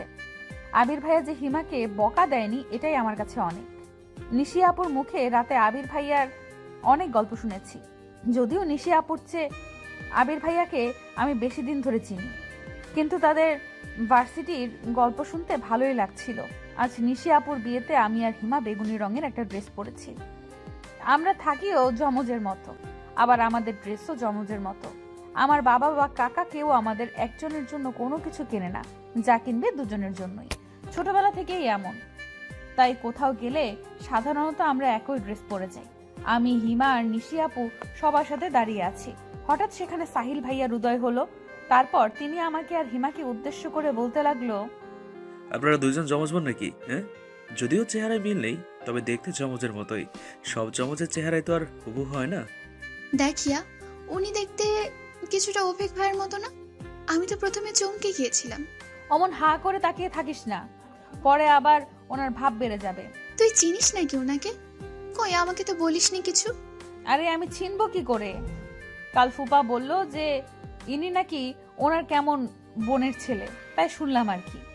ও আচ্ছা, তাই বল। আপনারা কি আমাকে নিয়ে কিছু বলছেন?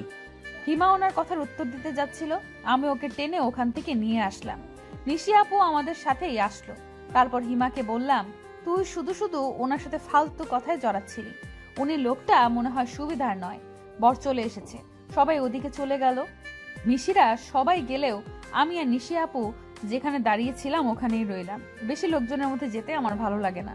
নিশি আপুরও হয়তো ভালো লাগে না, কিন্তু তার জিজ্ঞেস করা হলো না। আজ রাতে নিশি আপু হিমার কাছেই ছিল। কাল চলে যাবে জন্য হিমা জোরাজুরি করছিল ওর কাছে থাকার জন্য। নিশি আপুর আজও ইচ্ছে ছিল আমার কাছে থাকার, হয়তো আরো গল্প করতে চেয়েছিল, কিন্তু তা আর হলো না। অনেক চেষ্টা করেও আজ আর আবির ভাইয়ার সাথে কথা বলতে পারলাম না। ভাইয়া অনেক ব্যস্ত ছিল সারাদিন। ফুপুর ছেলে না থাকায় আবির ভাইয়া মিশির অন্য কাজিনদের সাথে অনেক সাহায্য করেছে। তাহলে সাহিল ভাইয়ার সাথে যে আবির ভাইয়ার সম্পর্ক ভালো হয়নি তা দুজনকে একসাথে একবার দেখেই বোঝা গিয়েছে। আবির ভাইয়া আর নিশি আপু চলে যাচ্ছে জন্য আমার আর হিমার মন কিছুটা খারাপ। এই দুদিনেই অনেকটা আপন হয়ে গিয়েছিল নিশি আপু, কিন্তু বিদায় তো দিতেই হবে। আবির ভাইয়াকে আমি প্রাণ ভরে দেখে নিলাম যাওয়ার সময়। কে জানে আবার কবে সামনে থেকে এইভাবে দেখতে পাবো। আবির ভাইয়ার সাথে আগের মতো কথা হলেও আমি সব সময় এই আশায় থাকি যে হয়তো আজই আবির ভাইয়া আমাকে তার মনের কথাটা জানাবে, কিন্তু না, সেই সময়টা যেন আবির ভাইয়ার আর হয়ে ওঠে না। কথা বললে শুরুতেই বলবে ভালো করে পড়াশোনা করবি। আরে ভাই, পড়াশোনা ছাড়া কি মানুষের জীবনের কিছু থাকতে পারে না? সেই জন্য রাগ করে পরীক্ষার মধ্যে আবির ভাইয়ার সাথে আর কথাই বলিনি, কল করলেও ধরিনি। পড়াশোনার কথা শোনার জন্য আমি তার সাথে কথা বলবো? আজ আমার এসএসসি পরীক্ষা শেষ হলো। আজ ভেবে রেখেছি যে আবির ভাইয়ের সাথে অনেকক্ষণ কথা বলবো, কিন্তু আবির ভাইকে কল করার পর কল রিসিভ করেই বলল, আজ তো পরীক্ষা শেষ, তোর তো মজা। আমার সেকেন্ড ইয়ার ফাইনাল পরীক্ষা, আমার প্যারা শুরু। তা পরীক্ষা কেমন দিলি? অনেক ভালো হয়েছে। ভালো না চাই, রেজাল্টেই জানা যাবে। হিমাও তো বললো ভালো হয়েছে, তোদের ভালো কোনো বিশ্বাস নেই? কেন, শুধু কি আপনারাই ভালো রেজাল্ট করতে পারেন, আমরা পারি না? যত সব ঢং। কথাই চিড়ে ভেজে না, রেজাল্ট দিলেই দেখা যাবে। আচ্ছা এখন রাখি, আমি একটু বাইরে আছি, পরে কথা হবে বলেই কলটা কেটে দিল। রাগে আমার গা জ্বালা করছে। একে তো অপমান করলো, তার উপর আবার মুখের উপরে কল কেটে দিল। পছন্দ করি বলি কি তার 7 খুন মাফ করবো নাকি? আমিও আর কল করব না। বিকেলে আমি আর হিমা অনেক দিন পর হাঁটতে বেরিয়েছি। এমন সময় মা কল করে তাড়াতাড়ি বাড়ি যেতে বলল। আমি আর হিমা প্রায় দৌড়ে বাড়ি চলে গেলাম। তারপর মা বলল, পরীক্ষা শেষ হয়েছে আর দুজনের পাড়া বেড়ানো আবার শুরু হয়ে গেছে। এখন থেকে দুজনে বাড়িতেই থাকবে, দরকার ছাড়া কোথাও যাবে না। কি হয়েছে চাচি? আমাদের পরীক্ষা শেষ, এখনো তো শুধু ঘুরেই বেড়াবো। তোমার বড় কাকার নির্দেশ, তোমরা এখন বড় হয়েছো, কোথাও যাওয়া যাবে না। তিনি নাকি তোমাদের রাস্তার মাঝে দাঁড়িয়ে হাসতে দেখেছে। বড় কাকার কথা শুনে আমি আর হিমা দুজনেই চুপ হয়ে গেলাম। কারণ বড় কাকাকে শুধু আমি আর হিমা নয়, বাড়ির সবাই ভীষণ ভয় পায়। বড় কাকার কথাই এই বাড়িতে শেষ কথা। তার মুখের উপরে কথা বলার সাহস কারণ নেই। আবির ভাইয়ার পরীক্ষা শেষের দিকে, পরীক্ষা শেষ করেই বাড়ি আসবে। আমার কি যে আনন্দ হচ্ছে তা বলে বোঝাতে পারবো না। আমি বসে বসে ফোন দেখছি। হিমা ওর মামার বাড়ি বেড়াতে গেছে। এমন সময় বাবা চিন্তিত মুখে আমার ঘরে এসে বললেন, হিয়ামা, তোকে কাল দেখতে আসবে, তৈরি হয়ে থাকিস। দেখতে আসবে মানেটা কি বাবা? তোমরা কি আমাকে আর পড়াতে চাও না? তুমি বলেছিলে রেজাল্ট দেবার পর আমি কোথাও চান্স না পেলে আমাকে বিয়ে দেবে। আমি সেটা মেনে নিয়েছি। কোচিং করতে যেতে দিলে না, সেটাও মেনে নিয়েছি। কিন্তু এখন হুট করে দেখতে আসবে, এসবের মানে কি? তোর বড় কাকা ছেলে দেখেছে, আমি তো মানা করেছিলাম, কিন্তু বড় ভাই বলল যে আমি এসব কিছুই জানি না, আমি এখনই বিয়ে করব না, ব্যাস। দেখতে আসলে তো আর বিয়ে হয়ে যাবে না, এমন করিস না মা, তোর বড় কাকার মান সম্মান আছে না। অবশেষে বাবার অনুরোধে আমি রাজি হয়ে গেলাম। পরের দিন মা আমাকে পুতুলের মতো সাজিয়ে পাত্রপক্ষের সামনে বসিয়ে দিল। পাত্রপক্ষ আমাকে খুঁটিয়ে খুঁটিয়ে দেখলো। সে অবধিও ঠিক আছে, কিন্তু হঠাৎ ছেলের মা বলে উঠল, দেখা দেখি তো অনেক হলো, জানারও তো আর কিছু নেই, আমরাই তো। দেখি মা, তোমার বাম হাতটা দাও তো। শেষের কথাগুলো আমাকে উদ্দেশ্য করে বলল। আমি ওনার কথার কোনো মানে না বুঝতে পেরে সবার সামনে বাধ্য মেয়ের মতো হাতটা বাড়িয়ে দিতেই ছেলেটা আমার হাতের মধ্যে আংটি পরিয়ে দিল। আমার আঙুলে আংটি পড়তেই আমি রাগী চোখে বাবার দিকে তাকালাম। বাবা চোখ নামিয়ে নিল। আমি ওখান থেকে চলে আসার জন্য পা বাড়িয়েছি। তখন বড় বাবা বলে উঠলেন, হিয়া, ওখানে বসো। আমি ওনাদের সামনে সোফার উপর বসে পড়লাম। আমার মাথাটা যেন ঝিমঝিম করছে, পুরো পৃথিবীটা মনে হচ্ছে ঘুরছে। নিজের অনিচ্ছা সত্ত্বেও আমি ওখানে বসে রইলাম। ওনারা চলে যেতেই আমি রাগে চেঁচিয়ে উঠলাম, বাবা, তুমি এখনো চুপ করে আছো? কি বলেছিলে তুমি? আর এখন কি হলো? আমি আংটিটা হাত থেকে খুলতে যাচ্ছিলাম, মা আমাকে বাধা দিয়ে বলল, এসব কি ধরনের ছেলে মানুষই? এই আংটি হাত থেকে একদম খুলবি না। এত ভালো ছেলে সারা গ্রাম খুঁজেও একটাও পাবি? তোর বাবা যা করেছে তোর ভালোর জন্যই করেছে। মা, আমি এ বিয়ে করতে পারবো না। মা বাবার সামনে থেকে আমাকে নিয়ে এলো, তারপর বলল, পাগল হয়ে গেছিস? তোর বড় কাকা শুনলে কি বলবে? মেয়ে মুখে মুখে তর্ক করছে। আমি এই বিয়ে করতে পারবো না, ব্যাস। কেন? বিয়ে করতে সমস্যা কি? আজ হোক আর কাল হোক বিয়ে তো করতেই হবে। আর একটা কথাও বলবি না। আমি একজনকে পছন্দ করি, আমি এ ছেলে কেন অন্য কাউকেই বিয়ে করতে পারবো না তাকে ছাড়া। আমার কথাটা শেষ হতে না হতেই বাবা আমার রুমে এসে আমাকে একটা থাপ্পড় দিলেন। আমি কল্পনাও করতে পারিনি যে বাবা আমার গায়ে হাত তুলতে পারে। আমি হা করে বাবার মুখের দিকে তাকিয়ে আছি, চোখের পানিগুলো কোনো বাধা মানছে না। বাবা রেগে গিয়ে মাকে উদ্দেশ্য করে বলল, তোমার মেয়েকে বোঝাও একটু। ওনারা আংটি পরিয়ে দিয়েছে, এখন এইসব বলে লাভ নেই। আমি ওনাদের কথা দিয়েছি, 2 দিন পর বিয়ে। ছেলে 1 সপ্তাহ ছুটি নিয়ে এসেছে, এখন কোনো অনুষ্ঠান হবে না, শুধু রেজিস্ট্রি করে রাখা হবে। ওরা আজকেই করতে চেয়েছিল, কিন্তু আমি 2 দিনের সময় নিয়েছি। আমার একমাত্র মেয়ের বিয়ে একটু অ্যারেঞ্জ ম্যারেজ না করলে হয়? বাবার মুখে কথাগুলো শুনে আমি থপ করে বিছানার উপর বসে পড়লাম। কোনো কিছু বলার শক্তিটুকু হারিয়ে ফেলেছি। বাবা এভাবে আমার বিয়ে ঠিক করে ফেলবে আমি কল্পনাও করতে পারিনি। বেশি বাড়াবাড়ি করলে কালকে আমি বিয়ের ব্যবস্থা করছি। কথাগুলো বলেই বাবা আমার রুম থেকে বের হয়ে গেলেন। মা আমাকে বুঝিয়ে সুঝিয়ে চলে গেল। আমি পাথরের মতো অনড় হয়ে ওখানেই বসে রইলাম। রাতে খাওয়া দাওয়া না করেই শুয়ে রইলাম। মা কয়েকবার খাওয়ার জন্য ডাকলেও বাবা একটা কথাও বললেন না, নিজে খেয়ে দিয়ে চুপচাপ শুয়ে পড়লো। বাবা তো কখনো এমন করে না আমার সাথে, তাহলে আজ কেন এমন করছে? হিমাও নেই যে ওর সাথে একটু গল্প করব। আমার বিয়ে ঠিক হয়েছে শুনে কালকেই চলে আসবে বললো। আমি আংটিটা খুলে টেবিলের উপর রেখে আবির ভাইকে কল করে সবটা বলতেই আবির ভাইয়া বলল, ছোট কাকা এমনটা করতে পারে না, এভাবে তোর বিয়ে দিতে পারে না। আমার পরশুর সেন্ট্রাল ভাইবা আছে, ওটা শেষ হলেই আমি বাড়ি চলে আসছি। তুই চিন্তা করিস না, সব ঠিক হয়ে যাবে। কিছুই ঠিক হবে না। পরশু এসে আমার বিয়ে দেখতে চান? আবির ভাইয়া আজ একটা কথা সত্যি করে বলুন তো, আপনি কি সত্যিই চান যে আমার বিয়ে হয়ে যাক অন্য কারোর সাথে? এসব তুই কি বলছিস ইয়া? আর আমার চাওয়া না চাওয়ার কি কোনো মূল্য আছে তোর কাছে? তুই তো বলছিস এখন বিয়ে করবি না। কেন বলছি সেটা মনে হয় জানেন না। কেন? এখনো চুপ করে থাকবেন? আমি সব জানি ভাইয়া, আপনি যদি এখনো চুপ করে থাকেন তাহলে আমি সত্যি বিয়ে করে নেব। একবার শুধু বলুন। হ্যাঁ হিয়া, আমি মানছি আমি তোকে ভালোবাসি, কিন্তু আবির ভাইয়ের মুখে এই কথাটা শোনার জন্য আমি কতদিন ধরে অপেক্ষা করছিলাম। আজ তার অবসান ঘটলো, তবে এমন একটা পরিস্থিতিতে এমন কথা শুনতে হবে তা ভাবতে পারিনি।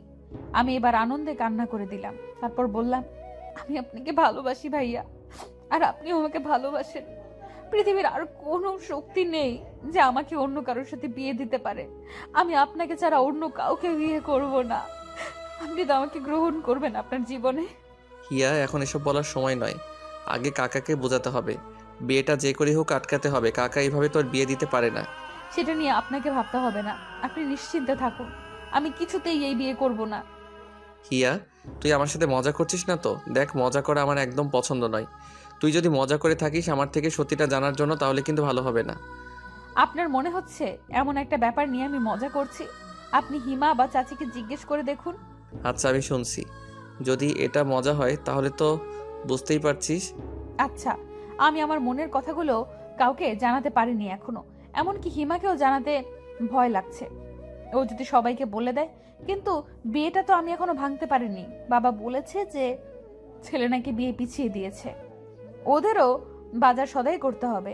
আর এবারের ছুটি তো কেটেই গেল, আবার ছুটি নিয়ে এসে একেবারে বিয়ের অনুষ্ঠান করে নিয়ে যাবে।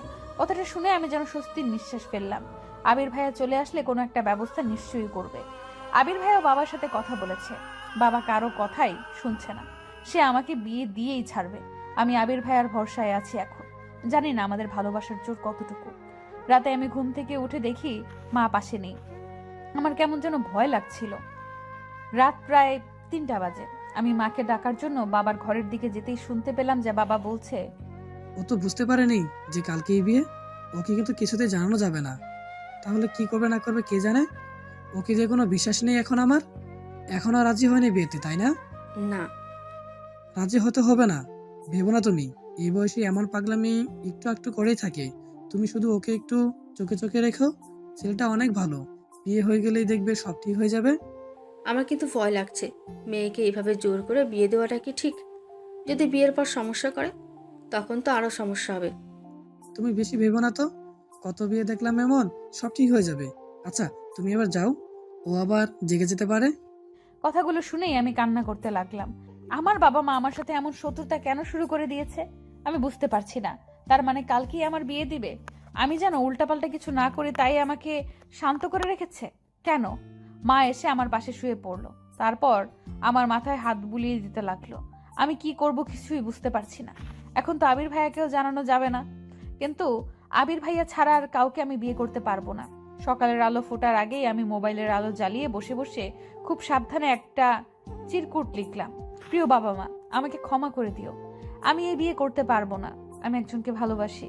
তোমরা আমার সাথে এমন কেন করছো জানি না, তবে আমি তোমাদের অনুরোধ রাখতে পারলাম না। সরি বাবা, সরি মা, আমাকে খুঁজতে হবে না। আমি অনেক দূরে চলে যাচ্ছি। ভালো থেকো আর আমার জন্য দোয়া করো। তোমাদের হিয়া। বললাম তো চলে যাব, কিন্তু কোথায় যাব?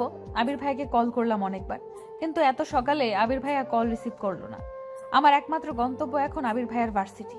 আমি চুপি চুপি মায়ের বোরকাটা পরে একটা ছোট্ট হ্যান্ডব্যাগে এক বোতল পানি আর মোবাইলটা নিয়ে বেরিয়ে পড়লাম।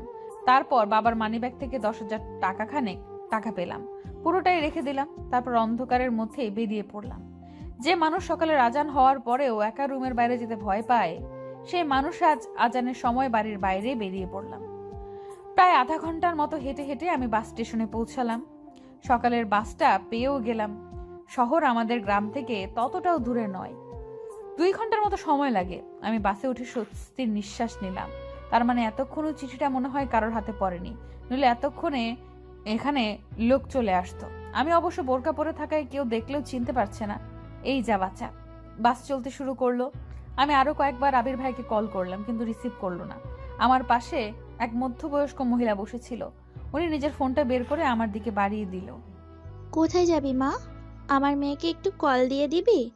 দেখ রিতা লেখা আছে। আমি কোনো কথা না বলে চুপচাপ ফোনটা নিয়ে ওনার মেয়েকে কল করে দিলাম। কিছুক্ষণ পর উনি নিজের ব্যাগ থেকে পাউরুটি আর কলা বের করে খেতে লাগলেন।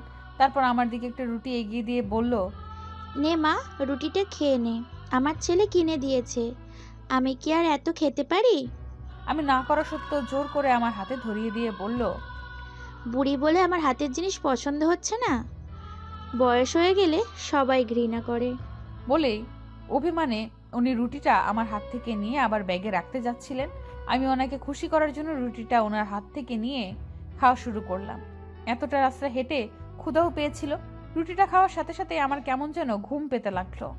আমি চোখ দুটো বন্ধ করে ফেললাম। এত সকালে উঠায় হয়তো ক্লান্তিতে এমনটা হচ্ছে।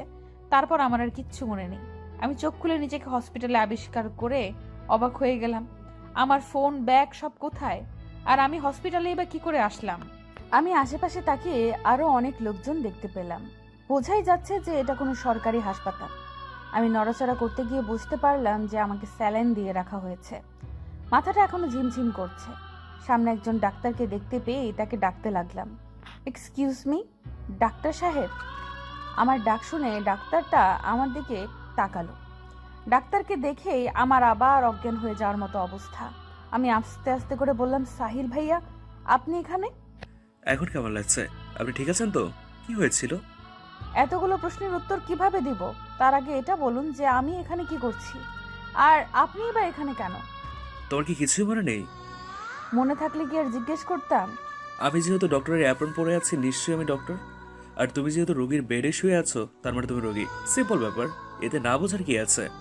কিন্তু আমি তো বাসে ছিলাম। তাহলে আমি এখানে কতক্ষণ ধরে আছি? ঘন্টা 2 হবে হয়তো। আমি তো একটু আগে ডিউটিতে এসে তোমাকে দেখে অবাক হয়ে গেছি। প্রথমে ভেবেছিলাম যে হয়তো আমার মনের ভুল, কিন্তু পরে দেখি না। আপনার ফোনটা দেওয়া যাবে? চিন্তা করো না, আমি তোমার বাসা জানিয়ে দিয়েছি। আপনি আমার থেকে না শুনে আমার বাসায় কেন কল করলেন? হাউ স্ট্রেঞ্জ, আমি আপনার উপকার করলাম আর আপনি আমাকে এইভাবে বলছেন? জানেন, আপনাকে যে মেডিসিন দিয়ে অজ্ঞান করা হয়েছে তা অতিরিক্ত মাত্রায় ব্যবহার করলে মৃত্যু পর্যন্ত হতে পারে। আপনার ভাগ্য অনেক ভালো যে ডোজ একদম অল্প ছিল। আপনি অসুস্থ আর আমি আপনার বাসায় জানাবো না? না, বলবেন না, কারণ আমি বাড়ি থেকে পালিয়ে এসেছি। এখানে আমাকে আর কতক্ষণ থাকতে হবে? স্যালাইনটি শেষ হলেই আপনি বাসায় যেতে পারবেন, তবে কয়েকদিন রেস্টে থাকতে হবে। আর আপনি পালিয়ে এসেছেন মানে? আচ্ছা, আপনি আমাকে আপনি করে বলছেন কেন? আমি আপনার অনেক ছোট, তুমি করে বলতে পারেন। বাড়িতে কি কেউ আসছে আমাকে নিতে? না, আবির এসে তোমাকে নিয়ে যাবে। এবার বলো, পালিয়ে কেন এসছো বাড়ি থেকে, তাও আবার একা একা? আবির ভাইয়ার জন্য। আচ্ছা, আবির ভাইয়া কখন আসবে বলেছে? মানে কি বলছো তুমি এসব? আবির ভাইয়ের জন্য মানে? আমি আবির ভাইকে ভালোবাসি তাই। আমি আর কিছু বলার আগেই কেউ সাহিল ভাইয়াকে ডাকতে লাগলো, আর উনি আমার পুরো কথা না শুনেই হন্তদন্ত হয়ে ছুটে গেল।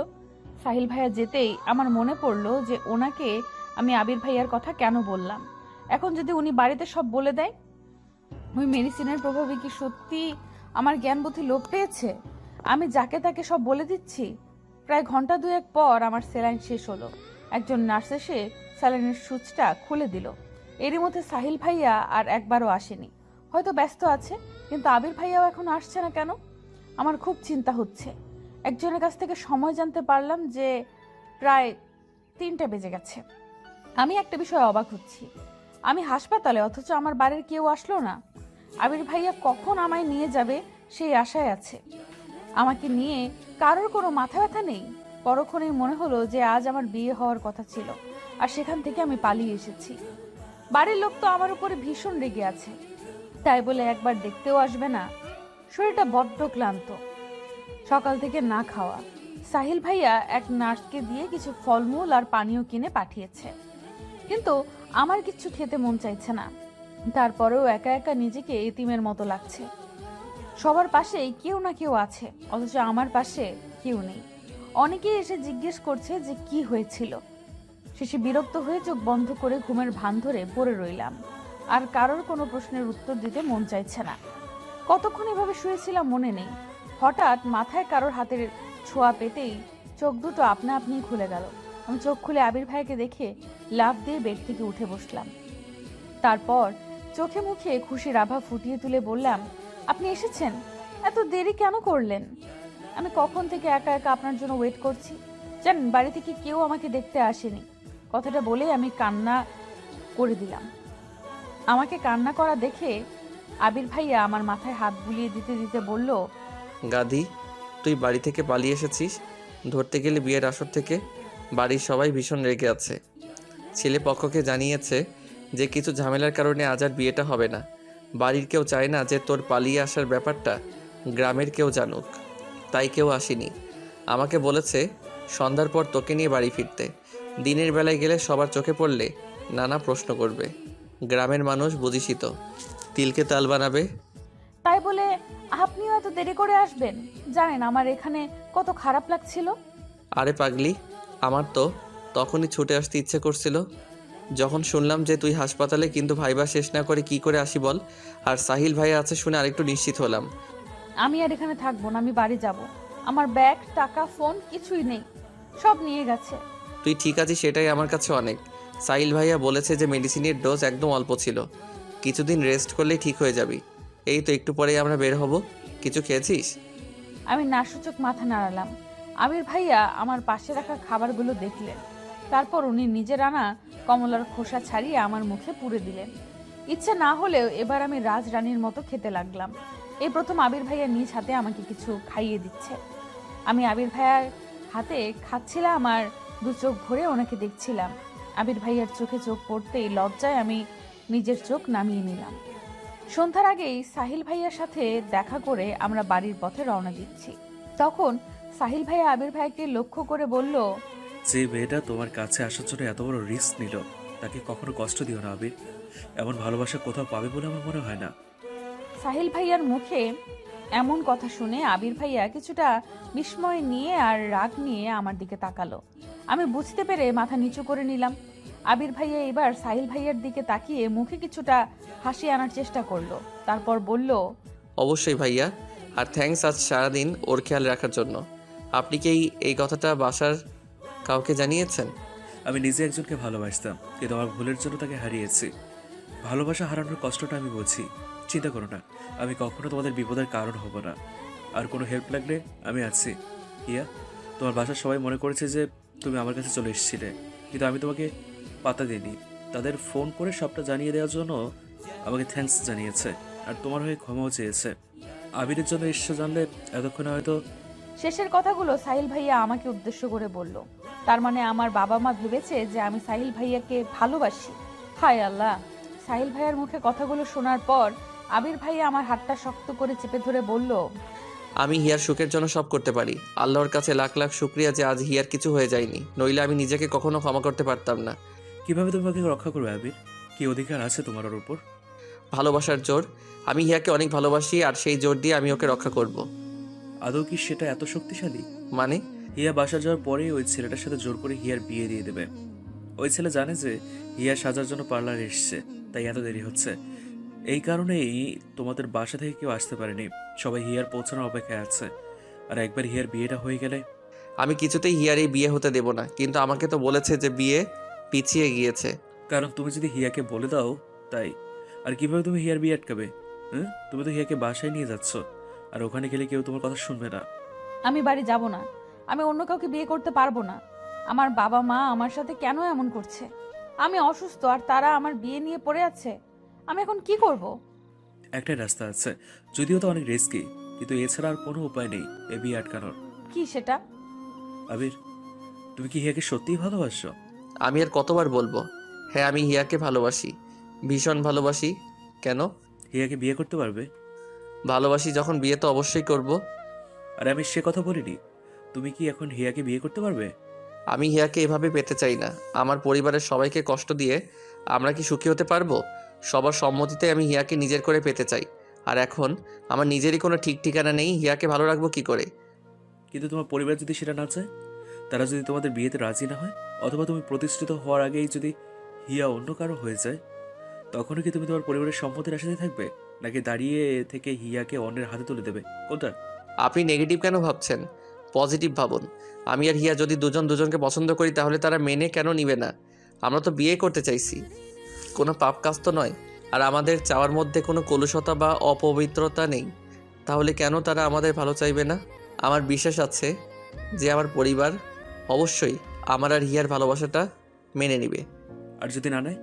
দেখুন, আমি হাসপাতালের মধ্যে আছি বলে কিছু বলছি না, আমাকে রাগাবেন না। আপনি বারবার একই ভুল কেন আওড়াচ্ছেন? কারণ তোমার মতো ভুল বিশ্বাস আমারও ছিল আবির। আমিও ভেবেছিলাম যে পরিবারের মানুষ আমাদের এত ভালোবাসে, তাহলে আমাদের সুখের কথা ভেবে অবশ্যই আমাদের কথাই শুনবে, আমাদের পছন্দ মতো আমাদের জীবন বাছাই করতে দেবে। কিন্তু বাস্তবে তা হয় না। বাস্তবতার বড় নিষ্ঠুর। একটা গল্প শুনবে? আমার যদিও ভালো লাগছে না, আর এক মুহূর্ত এখানে থাকতে ইচ্ছে হচ্ছে না, কিন্তু সাহিল ভাইয়ার কথাগুলো শুনতে কেন জানি ভালো লাগছে। ওনার গল্পটা শোনার জন্য বুকটার ভেতরটা আকুপাকু করছে। প্রথম দিন ওনাকে দেখে ভেবেছিলাম যে উনি খুব হাসি খুশি একজন মানুষ, কিন্তু আজ ওনার কথাগুলো শুনে মনে হচ্ছে যে এক বুক কষ্ট নিয়ে উনি মুখে হাসির প্রলেপ দিয়ে থাকেন। আবির ভাইয়া ভাবছিল কি বলবে না বলবে। আমি শরীরের সবটুকু শক্তি দিয়ে জোর করে বলে উঠলাম, আমি শুনবো। আমার কথা শুনে শুধু আবির ভাইয়া আর সাহিল ভাইয়া নয়, আশেপাশের আরো অনেকেই তাকালো। আমি মাথা নিচু করে ফেললাম। সাহিল ভাইয়া আমাদের উদ্দেশ্য করে বলল, আমার রুমে চলো, ওখানে গিয়ে বসে শুনবে। আবির ভাইয়া আমার দিকে রাগি চোখে তাকালো। আমি আবির ভাইয়ার থেকে চোখ নামিয়ে নিয়ে সাহিল ভাইয়ার পেছনে যেতে লাগলাম। সাহিল ভাই আবির ভাইয়ার দিকে তাকিয়ে মুচকি একটা হাসি দিল, কিচ্ছু বলল না। আবির ভাইয়াও উপায় না দেখে চুপচাপ আমাদের সাথে গেল। সাহিল ভাইয়ার রুমে বসার পর উনি ওনার গল্প বলা শুরু করলেন। অনেক বছর আগের কথা, আমি সবে কলেজে ভর্তি হয়েছি। সেখানে পরিচয় হয় আমাদের কলেজের ম্যাথ স্যারের মেয়ে অরুণিতার সাথে। আস্তে আস্তে পরিচয়, ভালো লাগা, তারপর কখন যে দুজন দুজনকে ভালোবেসে ফেলি তা আমরা কেউই বুঝতে পারিনি। আমরা যেহেতু ক্লাসমেট ছিলাম, তাই ফ্রেন্ড হিসেবে মেলামেশা করতাম। আমি ওকে অরু বলে ডাকতাম, আর ও আমাকে সাহি বলে ডাকতো।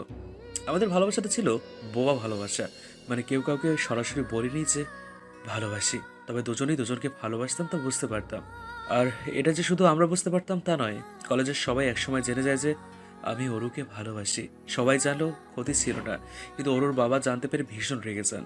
উনি একজন শিক্ষক মানুষ, আর ওনার মেয়ে কিনা একটা ছেলের সাথে প্রেম করে বেড়াচ্ছে। হ্যাঁ, উনি ব্যাপারটা কিছুতেই মেনে নিতে পারেননি। আমাদের এইচএসসি পরীক্ষার আগেই ওর কলেজে আসা বন্ধ করে দেয়। আবার তো পড়াশোনা, নাওয়া খাওয়া সব যেন বন্ধ হয়ে যায়। ওর সাথে সব রকমের যোগাযোগ বন্ধ হয়ে যায়। ওর চিন্তায় চিন্তায় আমিও অসুস্থ হয়ে পড়ি। ওর বাবাকে অনেক অনুরোধ করি ওর সাথে একবার দেখা করার জন্য, কিন্তু উনি আমাকে পরীক্ষা দিতে দেবেন না বলে হুমকি দেয়। আমার বাবাকে ডেকে অপমান করে। বাবা আমাকে বকা দিতে চাইলেও পারে না, কারণ তখন আমার অবস্থা এমনিতেই খারাপ। আরও শুনবে আবির? তোমাকে বলছি, পুরোটা শুনবে কি? না শুনতে চাইলে জোর করবো না। তারপর বলুন, শুনছি তো। আর কি ওর আপুর সাথে আপনার দেখা হয়নি? ওনার কি বিয়ে হয়ে গেছে? বিয়ে হয়ে গেলেও তো একটা সান্ত্বনা থাকতো যে ও এখনো বেঁচে আছে। এই কথাটা শুনেই আমার বুকের ভেতরটা যেন শূন্যতায় ভরে গেল। আমি সাহিল ভাইয়ের দিকে করুণ চোখে তাকিয়ে বললাম, ওরু আপু কি বেঁচে নেই? শেষ পরীক্ষার দিন ওর বাবা চোখ ফাঁকি দিয়ে আমার কাছে এসেছিল। আমাকে বারবার বলেছিল ওকে নিয়ে যেন পালিয়ে যাই কোথাও, ওকে যেন বিয়ে করে নিই, তারপর যা হয় দেখা যাবে। আমি তখন অনেক ছোট, ওই সময় বিয়ে। আমি ওরকে বোঝাতে চেষ্টা করি যে আস্তে আস্তে সব ঠিক হয়ে যাবে। আমরা ভার্সিটিতে উঠলে তখন তো আর কেউ পাহারা দেবে না। ভার্সিটি আলাদা হলেও আমরা যোগাযোগ রাখবো, আর পড়াশোনা শেষ করে আমরা বিয়ে করে নেব। ও সেদিন অনেক কান্না করেছিল, কিন্তু সেই কান্নার সুরগুলো আমার কানে তখন পৌঁছেনি। আজ আমার কানে সেই সুর বাজে। মাঝে মধ্যে আমি ওর সেই নিদারুণ কান্না শুনতে পাই। সেদিন ওর বাবা আমাদের খুঁজে বের করে। এরপর আমাকে আর ওরকে বোঝাচ্ছে আমাদের পড়াশোনা শেষ হলে উনি নিজে আমাদের বিয়ে দেবে। ওর ওনার সাথে সেদিন যেতে চেয়েছিল না, আমি জোর করে ওর বাবার সাথে পাঠিয়ে দিয়েছিলাম। ওর সেই করুণ চাউনিটা আজও আমার চোখের সামনে ভাসে। সেদিন যদি ওকে যেতে না দিতাম, তারপর আবার ওর সাথে যোগাযোগ বন্ধ হয়ে যায়। আমি ভাবলাম যে হয়তো বাসায় পড়াশোনা করছে। আমিও মেডিকেলের জন্য কোচিং করায় ব্যস্ত হয়ে পড়লাম। আমাকে যে ওর জন্য কিছু করতে হবে। আমি ভেবেছিলাম যে মেডিকেলে চান্স পেলে ওর বাবা আমাকে হাসি মুখে মেনে নেবে। এরপর সেদিন আমার অ্যাডমিশন ছিল। সকালে একটা আনা নম্বর থেকে কল আসলো। আমি রিসিভ করতে ওর কান্নার আওয়াজ শুনতে পেলাম। ওর কান্না করে বলেছিল যে ওর বাবা নাকি ওর বিয়ে ঠিক করে ফেলেছে। সেদিন ওর বিয়ে ছিল। অনেক কষ্টে একজনের ফোন থেকে লুকিয়ে আমাকে ফোন করেছিল। আমি বলেছিলাম যে পরীক্ষাটা দিয়েই আমি ওর বাসায় যাব, ওর বাবার সাথে কথা বলবো। অনেক কান্না করেছিল সেদিনও। আর আমি অ্যাডমিশন নিয়ে ব্যস্ত ছিলাম। আমরা কত স্বার্থপর। সেইটুকুই ছিল ওর সাথে আমার শেষ কথা। ওর সেদিন আমার জন্য অনেকক্ষণ অপেক্ষা করেছিল। আমিও গিয়েছিলাম, তবে দেরি করে। ওরও আমার অপেক্ষায় থেকে থেকে যখন ওর বিয়ের জন্য কবুল পড়াতে আসে, ঠিক তখনই নিজের কাছে থাকা মারাত্মক একটা বিষ ঠকঠক করে পার করে নেয়। সবার সামনে নতুন বধূ বেশে ওর ঢলে পড়ে মৃত্যুর কোলে। কেউ জানে না যে সেই বিষও কোথায় পেয়েছিল। হসপিটালে নিয়েও লাভ হয়নি। আপনি গিয়ে কি ওনার লাশ দেখতে পেয়েছিলেন?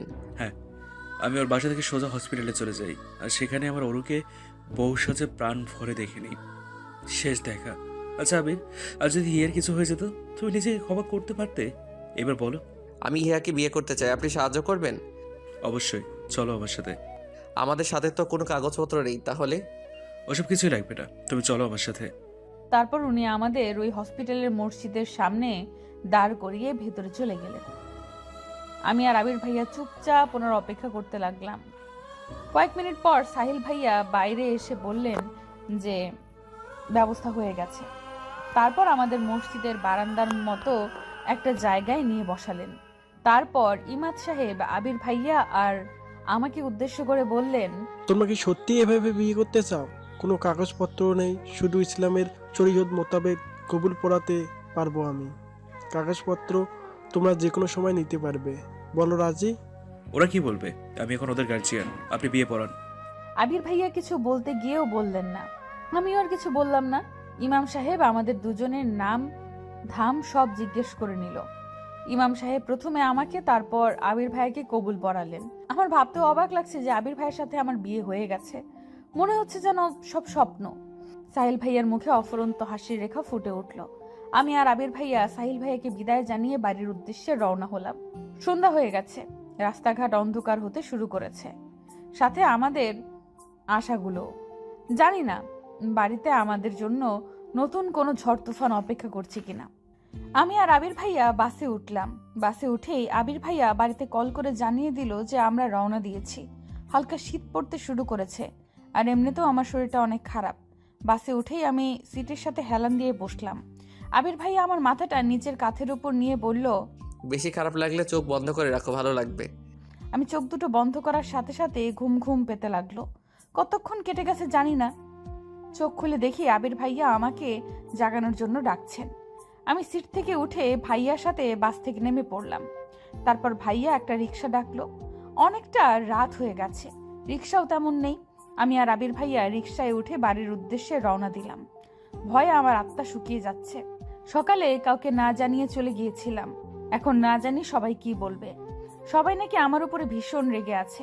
আমি ভয়ে ভয়ে আবির ভাইকে বললাম, সবাই তো এমনিতেই আমার উপরে রেগে আছে, যদি শুনে যে আমরা বিয়ে করে নিয়েছি তাহলে তো আরো রাগারাগি করবে, আপনাকে অনেক বকাবকি করবে। আরে পাগল, আমরা কি গিয়েই বলবো নাকি যে আমরা বিয়ে করে নিয়েছি? পরিস্থিতি বুঝে কথা বলতে হবে। আমাদের বিয়ের কথা ভুলেও মুখে আনবি না। আগে দেখ কি হয় তারপরে। যদি সাহিল ভাইয়ার কথাই ঠিক হয়, ওই ছেলেটা যদি এখনো আমাদের বাড়িতেই থাকে আর আমি যাওয়ার সাথে সাথে আমাকে জোর করে বিয়ে দিয়ে দেয়। তুই এখন অনেক অসুস্থ, আর আমার মনে হয় না যে এই অবস্থায় বাড়ির সবাই তোর বিয়ে নিয়ে কথা বলবে। যদি বলে? তুইও এই সাহিল ভাইয়ার মতো নেগেটিভ ভাবতে শুরু করেছিস। চুপচাপ চল, বেশি কথা বলতে হবে না। সে যা হয় দেখা যাবে। রিক্সা থেকে নামতেই দেখতে পেলাম যে হিমা আর আমার মা গেটের সামনে দাঁড়িয়ে আছে। আমাকে দেখেই হিমা দৌড়ে আসলো, তারপর কান্না করতে করতে বলল, তুই কাউকে কিছু না বলে কোথায় গিয়েছিলি?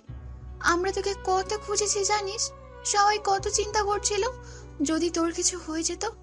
ভাগ্যিস সাহেল ভাই ফোন করেছিল, আর একটু দেরি হলেই তো বড় কাকা পুলিশের কাছে যেতে চলেছিল। যদিও এইটুকু বলতেই মা হিমাকে থামিয়ে দিয়ে আমাকে বাড়ির মধ্যে টেনে নিয়ে গেলেন। তারপর জিজ্ঞেস করলো, তুই ঠিক আছিস তো? তোর বাবা আর কাকারা কিন্তু ভীষণ রেগে আছে। একটা কথা বলবি না, গিয়ে কি লাভ হলো? দেখলি তো, মা বাবা ছাড়া কেউ আপন হয় না। এবার লক্ষ্মী মেয়ের মতো আমাদের পছন্দের ছেলেকে বিয়ে করে নিবি। আমার প্রচন্ড রাগ হচ্ছে মায়ের কথা শুনে। আমি বাইরে থেকে আসলাম, এত বড় একটা ঘটনা ঘটে গেল, তারপরেও মা সেই বিয়ে দেওয়া নিয়েই পড়ে আছে। আমি কিছুটা রেগে গিয়ে বললাম, মা তুমি আমার চিন্তা করা বাদ দিয়ে এখনো বিয়ের চিন্তা করছো? আমি বলছি তো আমি অন্য কাউকে বিয়ে করতে পারবো না।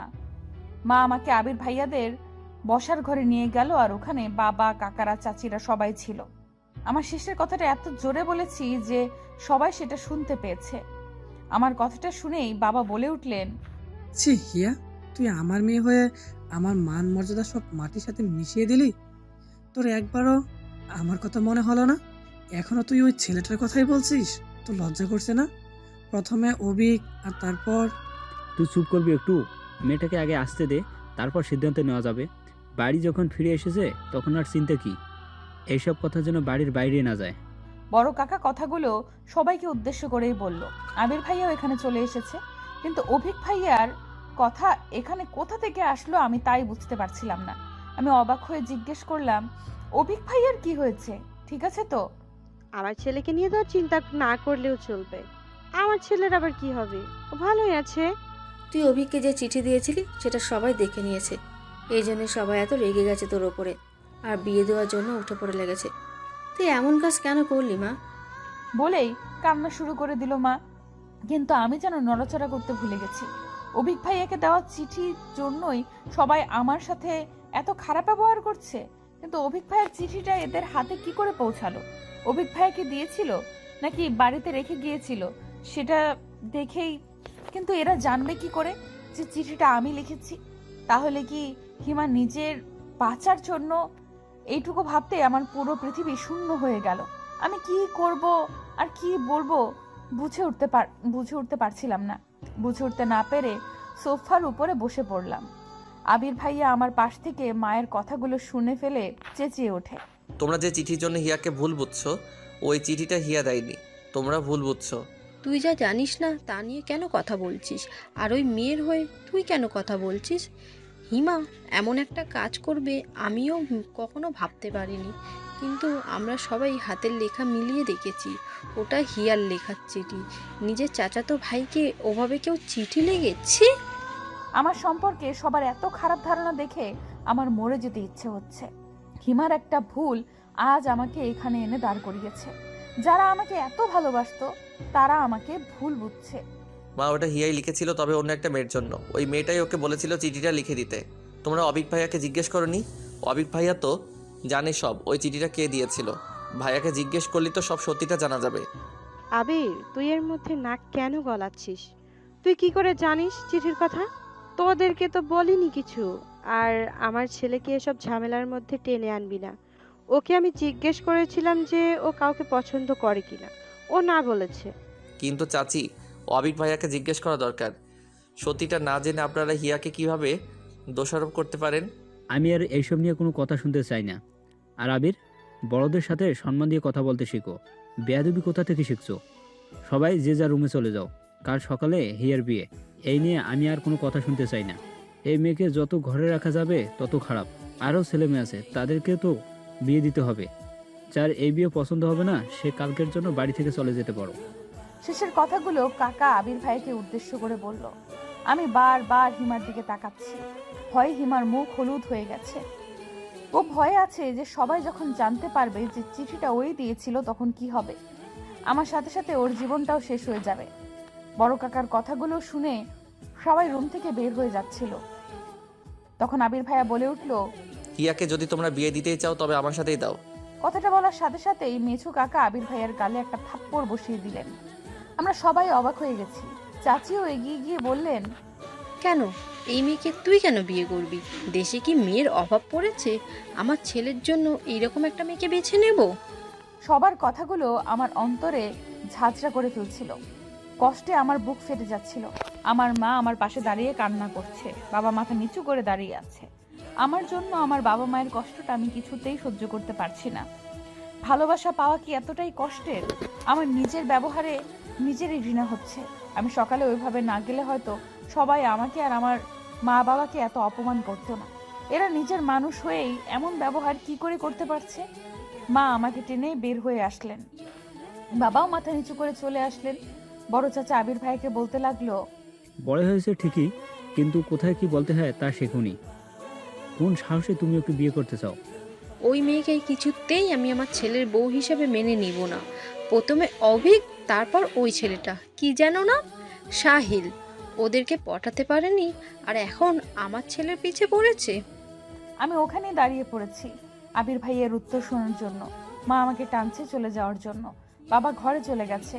বড় কাকাও দরজার বাইরে চলে এসেছেন। তখন আবির ভাইয়া বলে উঠল, আমি হিয়াকে বিয়ে করে নিয়েছি। আবির ভাইয়ার মুখে এরকম কথা শুনে সবাই পাথরের মতো নিশ্চুপ হয়ে গেল। বড় কাকাও থেমে গেছে। মা আমার হাতটা ছেড়ে দিল। কেউ যেন বুঝতে পারছে না যে আবির ভাইয়া আসলে কি বলছে। আবির ভাইয়ার মা কান্না শুরু করে দিলেন। তারপর বললেন, আবির, তুই কি বললি? আমি হিয়াকে বিয়ে করে নিয়েছি। শুনেছ এবার? হিয়া এখন আমার স্ত্রী। দুনিয়ার আর কারো শক্তি নেই ওকে বিয়ে দেওয়ার। বিবাহিত একটা মেয়েকে আর কি বিয়ে দিবে? আর হিয়া বাড়ি থেকে আমার কাছে গিয়েছিল, সাইলের কাছে নয়। হিয়া শুধু আমাকেই ভালোবাসে, অবিক ভাইয়াকে নয়। পুরো বাড়ি জুড়ে যেন মুহূর্তেই নীরবতা ছেয়ে গেল। বড় কাকা হিমাকে দিয়ে বাবাকে ডেকে পাঠালেন। সবাই আবার ওখানে বসলো। বড় কাকা আমাকে বললেন, আবির যা বলছে তা কি সত্যি?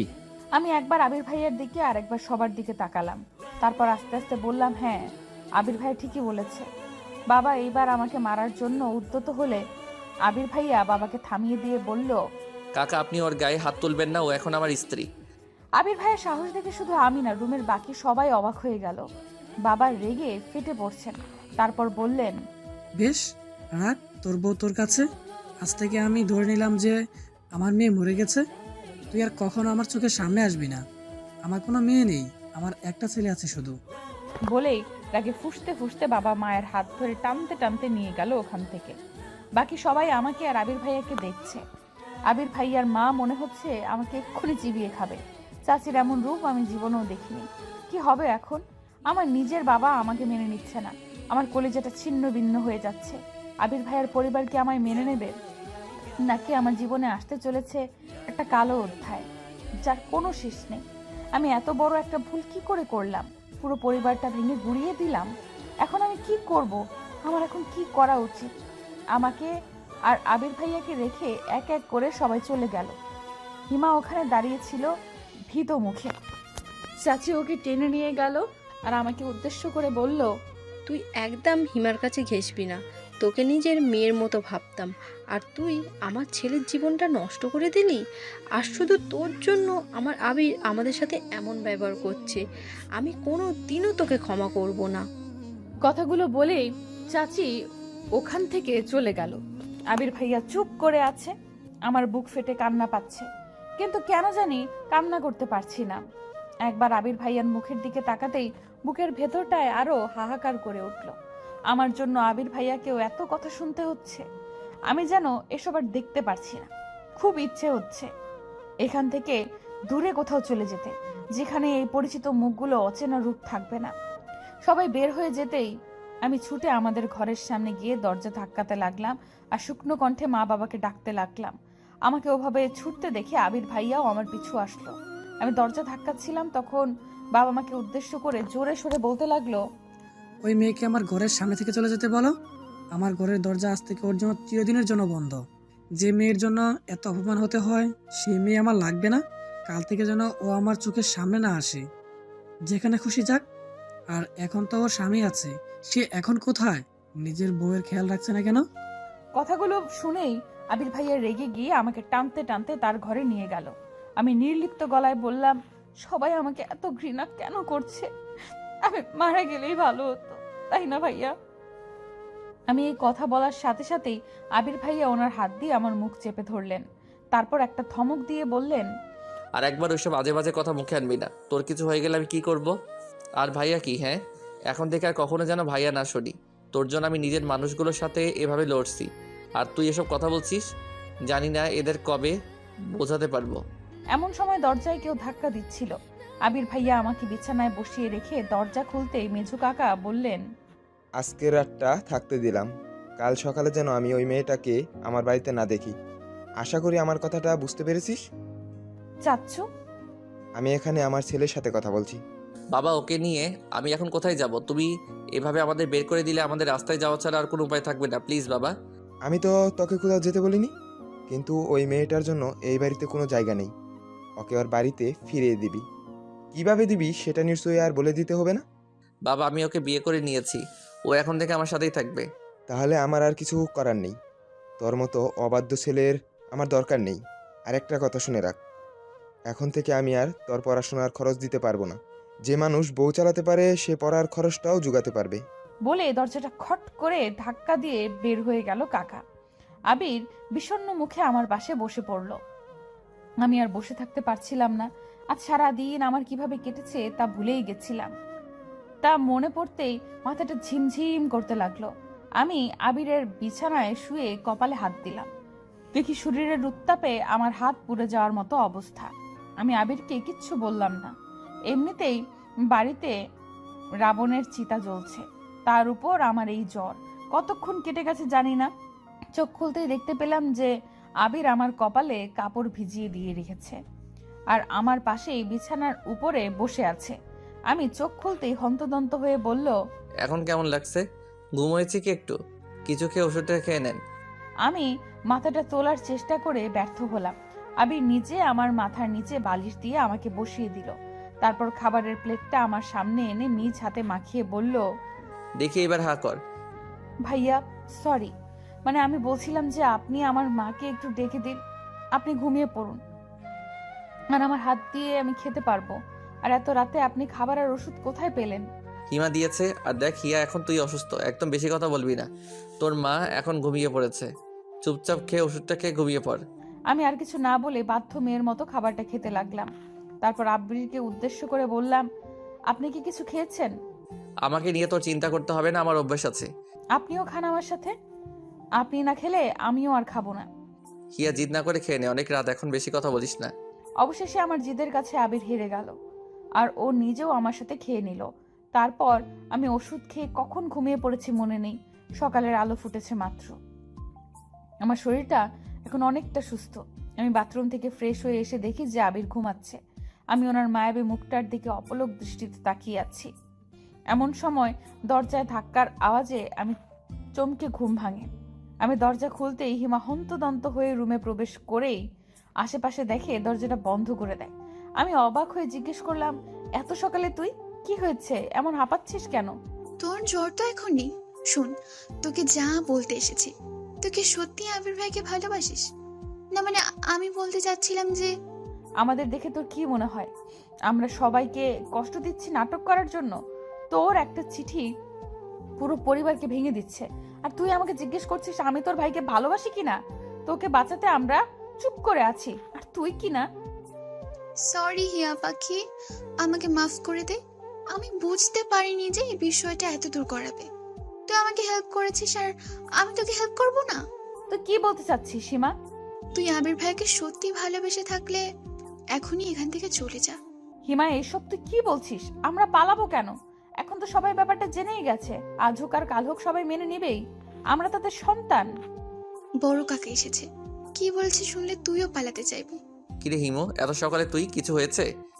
ভাইয়া তুমি তাড়াতাড়ি উঠে রেডি হও। রেডি হব মানে কি বলছিস তুই এসব? হিয়াকে নিয়ে এক্ষুনি বাড়ি থেকে চলে যাও। হিমু, তুই কি পাগল হয়ে গেছিস নাকি? আর সবার মতো তুই আমাদের তাড়ানোর জন্য উঠে পড়ে লেগেছিস। বড় কাকা এসেছে, বাবা আর কাকারা সবাই কথা বলছে ওই ঘরে, আমি মাত্র শুনে আসলাম। কি বলছে সবাই? বড় কাকারা আর সবাই মিলে এই সিদ্ধান্ত নিয়েছে যে এখনকার মতো তোদের মেনে নেবে, কিন্তু কাউকে কিছু জানাবে না। তারপর আবির ভাইয়া চলে যাওয়ার পর তোদের ডিভোর্স পেপার রেডি করবে, আর সেখানে যেভাবেই হোক একবার তোমাদের সাইন পড়লেই সব শেষ। হিয়া তোকে আবার বিয়ে দিয়ে দেবে, আর বিয়েটা তখনই দেবে যখন আবির ভাইয়া শহরে থাকবে। আবির ভাইয়া যেন তা জানতে না পারে, তার জন্য। আর একবার বিয়েটা হয়ে গেলেই খেল খতম। আর বাবা আর মেজো কাকা বড় কাকার ওই আইডিয়ার সাথে একমত হয়েছে। আমি সাধারণত এত সকালে উঠি না, কিন্তু সবার চেঁচামেচি শুনে উঠে এসব শুনতে পাই। ওরা এখনো সব কিছু প্ল্যান করছে, কিভাবে কি করবে। আমি তো ওদের কাছে ছুটে এলাম এসব জানানোর জন্য।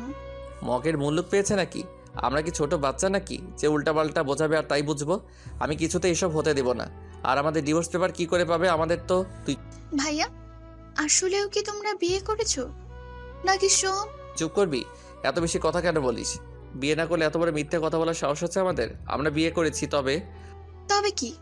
আসলে আমাদের কাগজ এখনো হাতেই পাইনি, তাই না? আর আমরা কিছুতেই বড় কাকার ফাঁদে পা দেব না। তার আগে বল, তুই কি 100% শিওর? 100% মানে 1000% শিওর। আর কিছুক্ষণ থাকলে ওরা চলে আসবে। আর ওদের হাতে পড়লে পালানোর রাস্তা খুঁজে পাবে না। তখন না পারবে বাড়ি থেকে বের হতে, আর না পারবে ওনাদের মুখের উপর কথা বলতে। বাবা তো সকালে চলে যেতেই বলেছিল, তাই এখন যাওয়াটাই যুক্তিযুক্ত। বাড়িতে থাকলেই ঝামেলায় পড়তে হবে। পরে সব ঠিকঠাক হলে বাড়ি চলে এসো ভাইয়া। এখন তুমি হিয়াকে নিয়ে বেরিয়ে পড়ো। কি যাবে? আচ্ছা ঠিক আছে, আমরা এখনকার মতো চলে যাচ্ছি। তুই আমাদের আপডেট জানাস। কিরে তুই কথা বলছিস না কেন? যাবি না আমার সাথে নাকি তুই? অবশ্যই, আমি এখানে থাকলে তো আমাকে বিয়ে দিয়ে দিবে। আমি একাই আপনার কাছে চলে গিয়েছিলাম, আর এখন তো আপনার সাথেই যাব। এখন আর ভয় কি? ভয় হচ্ছে না? কিসের ভয়? আমি কোথায় নিয়ে যাব, কিভাবে রাখবো, কি খাওয়াবো, এসব ভেবে চিন্তা হচ্ছে না? আপনি যেখানে নিয়ে যাবেন আমি সেখানেই যাব। আপনি যেখানে থাকবেন আমিও সেখানেই থাকবো। আর আপনি যা খাবেন আমিও তাই খাবো। কষ্ট হলে সহ্য করতে পারবি? আপন মানুষদের থেকে এত কষ্ট যে মেয়ে হজম করতে পারে, সে অন্য যে কোনো কষ্ট হাসি মুখে বরণ করে নিতে পারে। আপনি শুধু আমাকে এখান থেকে দূরে নিয়ে চলুন। আমি আর এদের এমন ঘৃণার চাহনি সহ্য করতে পারছি না। আমি হিয়ার ঘরে যাচ্ছি, ওর কিছু প্রয়োজনীয় জিনিস নিয়ে আসছি। সবাই এখন বসার ঘরেই আছে। তোমরা তাড়াতাড়ি রেডি হয়ে নাও, বেশি দেরি করা যাবে না। আবির ফ্রেশ হয়ে আসতে আসতে হিমাও একটা ছোটখাটো ব্যাগ নিয়ে হাজির হলো। ওই ব্যাগে কি আছে আমি নিজেও জানি না। ব্যাগের সাথে সাথে হিমা কিছু টাকাও তুলে দিল আবিরের হাতে, আর বলল, কিছু আমার জমানো টাকা, কিছু মায়ের জমানো টাকা, আর কিছু বাবার টাকা থেকে নিয়েছি। কত আছে জানি না, তবে 15-20 হাজার হবে হয়তো। তুই সবার টাকা চুরি করেছিস কেন? এসব নিয়ে এখন তোমার ভাবতে হবে না। মা বাবা যা বলে সেটা পরে দেখা যাবে। তারা এমনিতেই বুঝবে যে টাকাগুলো তুমি নিয়ে গেছো, আমার কিছু হবে না। আর তুমি না থাকলে গালাগালি কাকে করবে? তোমরা তাড়াতাড়ি বের হও, আর হিয়ার খেয়াল রেখো, ও বাইরে কখনো থাকেনি তো। সেটা তোকে বলে দিতে হবে না। তুই নিজের খেয়াল রাখিস, আর এমন কোনো ভুল করিস না যা পুরো পরিবারের জন্য অভিশাপ বয়ে আনে। আমরা বের হব, আর তখনই দেখি যে আমার মা আমার দিকেই আসছে।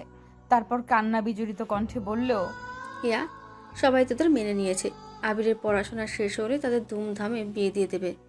মায়ের আশা দেখে আবির ব্যাগটা খাটের তলায় লুকিয়ে ফেললো। হিমাও দরজার আড়ালে লুকিয়ে পড়লো। আমি মাকে জড়িয়ে ধরে কাঁদতে লাগলাম। তারপর বললাম, সবাই কোথায় মা? আমি জানতাম সবাই আমাদের ক্ষমা করে দেবে। সবাই বসার ঘরে তোদের নিয়ে আলোচনা করছে। আমি তোকে জানাতে আসলাম কথাটা। চল মা, ঘরে চল। মা, তুমি আমার জন্য 1 কাপ চা বানাও তো। যাও, আমি আসছি একটু পরে। মা খুশি মনে ওখান থেকে চলে যেতেই আমি আর আবির পা টিপে টিপে বাড়ি থেকে বেরিয়ে পড়লাম। হিমা বারবার দেখছিল যে কেউ আসছিল কিনা। অবশেষে আমরা সফলভাবে রাস্তায় পৌঁছে গেলাম। রাস্তায় কোনো রিক্সা ছিল না। আমরা হেঁটেই কিছু দূরে গেলাম। তারপর আবির কেউ একজনকে ফোন করে আসতে বলল। কিছুক্ষণ পর একটা রিক্সাওয়ালা আসতেই বুঝতে পারলাম যে আবির ওই রিক্সাওয়ালাকেই আসতে বলেছিল।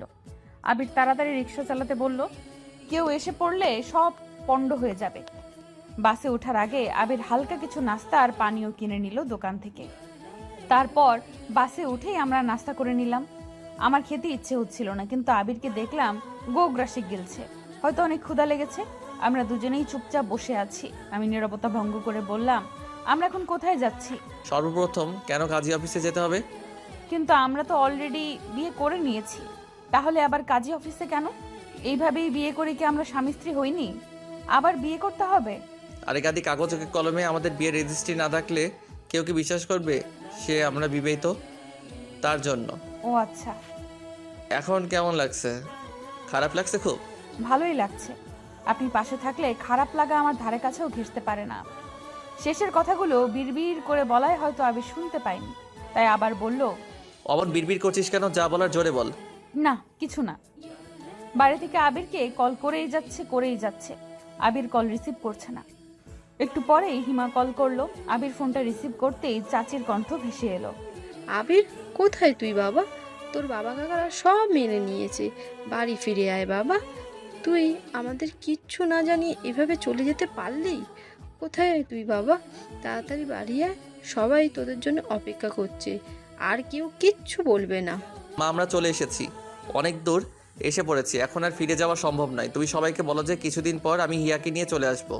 কিন্তু বাবা, তুই তো হোস্টেলে থাকিস, হিয়াকে নিয়ে কোথায় থাকবি? পাগলামি করিস না বাবা, ফিরে আয়। আমি পাশে থাকায় আবির আর চাচির সব কথাগুলো শুনতে পাচ্ছিলাম। চাচি কথাগুলো বলা শেষ করতে না করতেই ফোনের ওপাশ থেকে একটা মোটা পুরুষ কণ্ঠ ভেসে এলো। আমার বুঝতে বাকি রইল না যে এটা বড় কাকা। আবির, তুই যেখানে থাকিস না কেন হিয়াকে নিয়ে এক্ষুনি বাড়ি চলে আয়। তোর সাহস হয় কি করে বাড়ির মেয়েকে নিয়ে পালানোর? আমি তো পালাইনি, বাবা আমাকে বের করে দিয়েছেন। আমি বলছি ফিরে আয়, যা করার বাড়ি থেকেই করা যাবে। আমাদের আজকে বিয়ে দিবেন কি বাড়ি গেলে? বেহায়া ছেলের কথা দেখো, আগে নিজের পায়ে দাঁড়া, তারপর বিয়ের কথা বলিস। লজ্জা করছে না আমার সামনে বিয়ের কথা বলতে? আপনারা হিয়ার জন্য জায়গায় বিয়ে দিতে চান, তাই না? এসব তোকে কে বললো? সত্যি কিনা তাই বলুন। তার মানে তুই সবটা জেনেই পালিয়েছিস? হ্যাঁ, আমি সব শুনে ফেলেছি, আমাকে আর বোকা বানাতে পারবেন না। আমি তোকে লাস্ট ওয়ার্নিং দিচ্ছি আবির, হিয়াকে নিয়ে ফিরে আয়, এর ফল কিন্তু ভালো হবে না। সরি কাকা, আমি আপনার এই অনুরোধটা রাখতে পারলাম না। আজকের মধ্যে বাড়ি না ফিরলে এই বাড়ির দরজা তোদের জন্য চিরদিনের জন্য বন্ধ হয়ে যাবে, এই আমি বলে রাখলাম।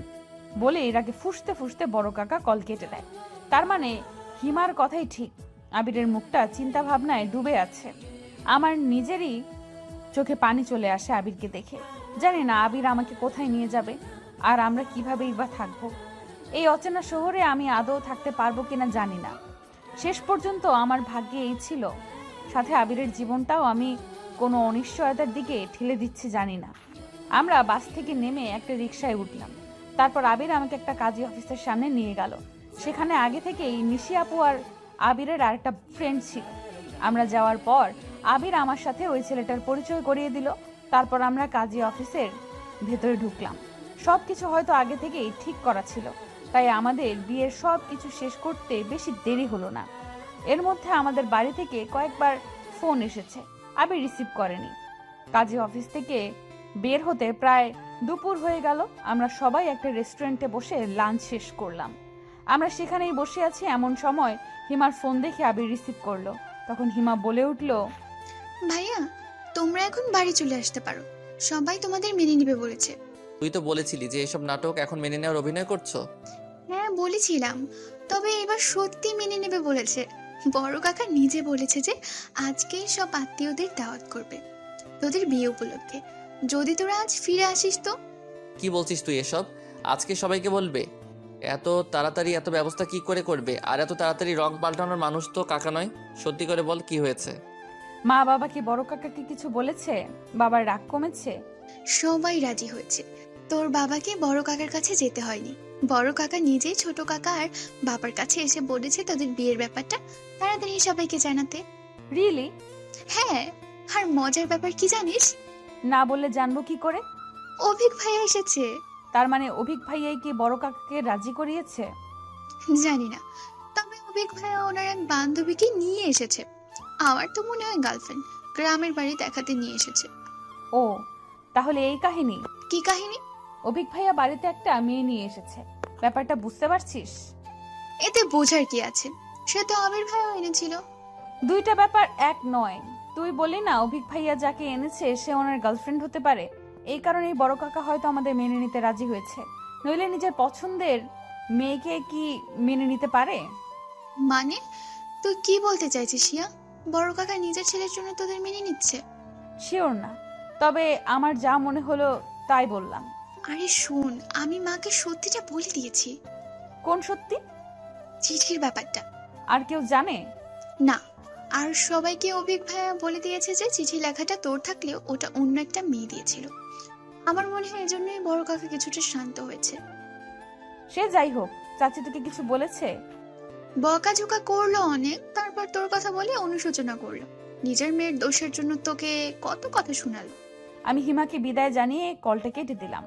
ওখান থেকে বের হওয়ার পর নিশি আপু আবিরকে উদ্দেশ্য করে বলল, এখন তো তোরা লিগ্যালি হাজব্যান্ড ওয়াইফ, আর কেউ তোদের আলাদা করতে পারবে না। তোর বাড়ি থেকে যখন ডাকছে তখন তোদের বাড়ি চলে যাওয়াই উচিত। এখানে হিয়া কোথায় থাকবে? আমিও তো বাসায় থাকি তোর ভাইয়ের সাথে, মেসে থাকলে না হয় আমার কাছে রাখতাম, আর তুই তো হোস্টেলে থাকিস। ওকে যাত্রার কাছে রাখাটা ঠিক হবে না। বাড়ি গেলে যদি আবার ঝামেলা হয়, আমার ভীষণ ভয় লাগছে। আমি হিয়াকে হারাতে চাই না। ধুর পাগল, একবার পারিবারিকভাবে তোদের বিয়ের খবরটা জানাজানি হয়ে গেলে আর কে কাকে বিয়ে দিবে? আজ তো যা, কোনো সমস্যা হলে না হয় আবার দুজন পালিয়ে আসিস। বিয়ের পরেই তো আর সহজে ডিভোর্স দেওয়া যায় না, সময়ের ব্যাপার আছে না? আর নেক্সট টাইম তুই ফেরার সময় বাসা ঠিক করে তারপর হিয়াকে নিয়ে আসবি। ওকে একা ওখানে না রেখে আসলেই হবে। কিন্তু আমার তো পড়াশোনা আছে। হিয়াকে আমার সাথে কি পাঠাবে? আরে পাগল, আমিও তো পড়াশোনা করি। তোর ভাইয়া তো পড়াশোনা অবস্থাতেই বিয়ে করেছিল, এখন না হয় জব করে। কই, আমরা তো একসাথেই থাকি। তুই বুঝাবি সবাইকে। আলাদা থাকতে সমস্যা নেই, কিন্তু যদি হিয়ার আবার বিয়ে দেওয়ার চিন্তা করে? তুই এক কাজ কর, তোর বাবার সাথে কথা বলে তারপর বাড়ি যা, তাহলেই তো হয়। Good idea. আমার বাবা একবার কথা দিলে তা কখনো ফেলবে না। নিশি আপুর কথা মতো আবির ওর বাবার সাথে কথা বলল। তারপর খুশিতে প্রায় লাফিয়ে উঠে বলল, বাবা রাজি হয়েছে, আমরা আজ ফিরলে সবাইকে আমাদের বিয়ের ব্যাপারটা জানিয়ে দেবে। আর এখানে বাসা দেখে হিয়াকে নিয়েও আসতে দেবে। আমি তো ভাবতেই পারিনি বাবা। সব বড় কাকার ভয়ে আমাদের সাথে এমন ব্যবহার শুরু করেছিল, এখন বড় কাকাই যখন রাজি তখন আর ভয় কি? তারপর আমরা নিশি আপু আর আবিরের আরেক বন্ধুকে বিদায় জানিয়ে বাড়ির পথে রওনা হলাম। সারা রাস্তা আমার ভীষণ চিন্তা হচ্ছে, বাড়ি গেলে কি হবে না হবে। আমি আবিরের কাঁধে মাথা রেখে চোখ দুটো বন্ধ করে রাখলাম। ঘুম আর আসলো না। কাল থেকে জার্নি করতে করতে আজকের জার্নিটা আর কিছু মনেই হচ্ছে না। আর আবির পাশে থাকায় আরো খারাপ লাগছে না। অনেক চিন্তা ভাবনা নিয়ে বাড়িতে ঢুকলাম আমি আর আবির। আজ সন্ধে না হলেও সন্ধ্যের কাছাকাছি। আমাকে দেখে আমার খালাতো বোন ছুটে আসলো। ওকে দেখে আমি কিছুটা অবাক হয়ে গেলাম। আরো অবাক হলাম যখন দেখলাম আমাদের বাড়ি আর আবিরদের বাড়ি ভর্তি মানুষ, বাইরের কেউ না। আমার নানা বাড়ি, আবিরের নানা বাড়ি আর আমার ফুপুর বাড়ির সবাই এসেছে। আমাদের পরিবারটা আসলে অনেক বড়, তাই মনে হচ্ছে যে পুরো একটা অনুষ্ঠান বাড়ি। আমি আর আবির আস্তে আস্তে চারপাশে দেখে অবাক হয়ে গেলাম। কি রে হিয়া, কোন কোচিং এ ভর্তি হলি? কোথায় আবার? উদ্ভাস কোচিং সেন্টারে। হিয়া ভেতরে চল। ও কেবল বাইরে থেকে আসলো আর তুই প্রশ্ন শুরু করে দিলি। তারপর আমাকে টেনে টুনে আমার রুমে নিয়ে গিয়ে দরজা লাগিয়ে দিল হিমা। তারপর বলল, তোকে তো এখন আরেকটা কথাই বলা হয়নি। আবার কি কথা? আর সুমি কোচিং এর কথা কেন জিজ্ঞেস করলো? কারণ সবাই জানে যে তুই কোচিং সেন্টারে ভর্তি হওয়ার জন্যই শহরে গিয়েছিস আবির ভাইয়ের সাথে। ও এই কথা? শুধু তাই নয়, সবাইকে এইটা বলেছে যে তোর আর আবির ভাইয়ের বিয়েটা পরিবার থেকেই ঠিক করেছে। সত্যি? আমরা যে বিয়ে করে নিয়েছি এটা কাউকে বলেনি? না, বড় কাকা বলেছে যে বাড়ির মান সম্মান নষ্ট করে কি লাভ, এই বুদ্ধি। আর কোচিং? কোচিং বলবে না তো কি এটা বলবে যে ছেলে মেয়ে দুইটা পালিয়ে গেছে। আমাকে জোর করে বিয়ে দিতে না চাইলেই তো আর এসব হয় না। আর সবাই জানে যে তুই যেহেতু কোচিং করবি, ওখানে একা একা থাকা ভালো না, তাই এখনই আবির ভাইয়ের সাথে তোর বিয়ে দিয়ে দিয়েছে। আজকেই? পাগল হয়ে গেছিস মনে হচ্ছে। আজকাল জার্নি করে ক্লান্ত হসটি মনে হচ্ছে। তুই বলতি? আজ সবাই এসেছে, কালকেই তোর আর আবির ভাইয়ের বিয়েটা সেরে ফেলবে। আমাদের তো অলরেডি বিয়ে হয়ে গেছে, আবার কি বিয়ে পড়াবে? তা আমি কি জানি। এমন সময় মা এসে দরজা ধাক্কাচ্ছিল। আমি গিয়ে দরজা খুলে দিতেই মা আমাকে জড়িয়ে ধরে কান্না করতে করতে বলল, তুই ঠিক আছিস তো? আমাকে চা বানাতে বলেই ফুরুত। আমার কত চিন্তা হচ্ছিল জানিস, যখন মা হবি তখন বুঝবি। রাতে নাকি জ্বর হয়েছিল, এখন ঠিক আছিস তো? মাকে এমন অস্থির হতে দেখে আমি তাকে শান্ত করে বললাম, মা দেখো আমি পুরোপুরি ঠিক আছি এখন, তুমি শুধু শুধু চিন্তা করছো। তারপর মায়ের সাথে আরো কিছুক্ষণ গল্প করে ফ্রেশ হলাম। রাতে আবিরের সাথে আর দেখা হলো না। পুরো বাড়ির লোকজনে ভর্তি।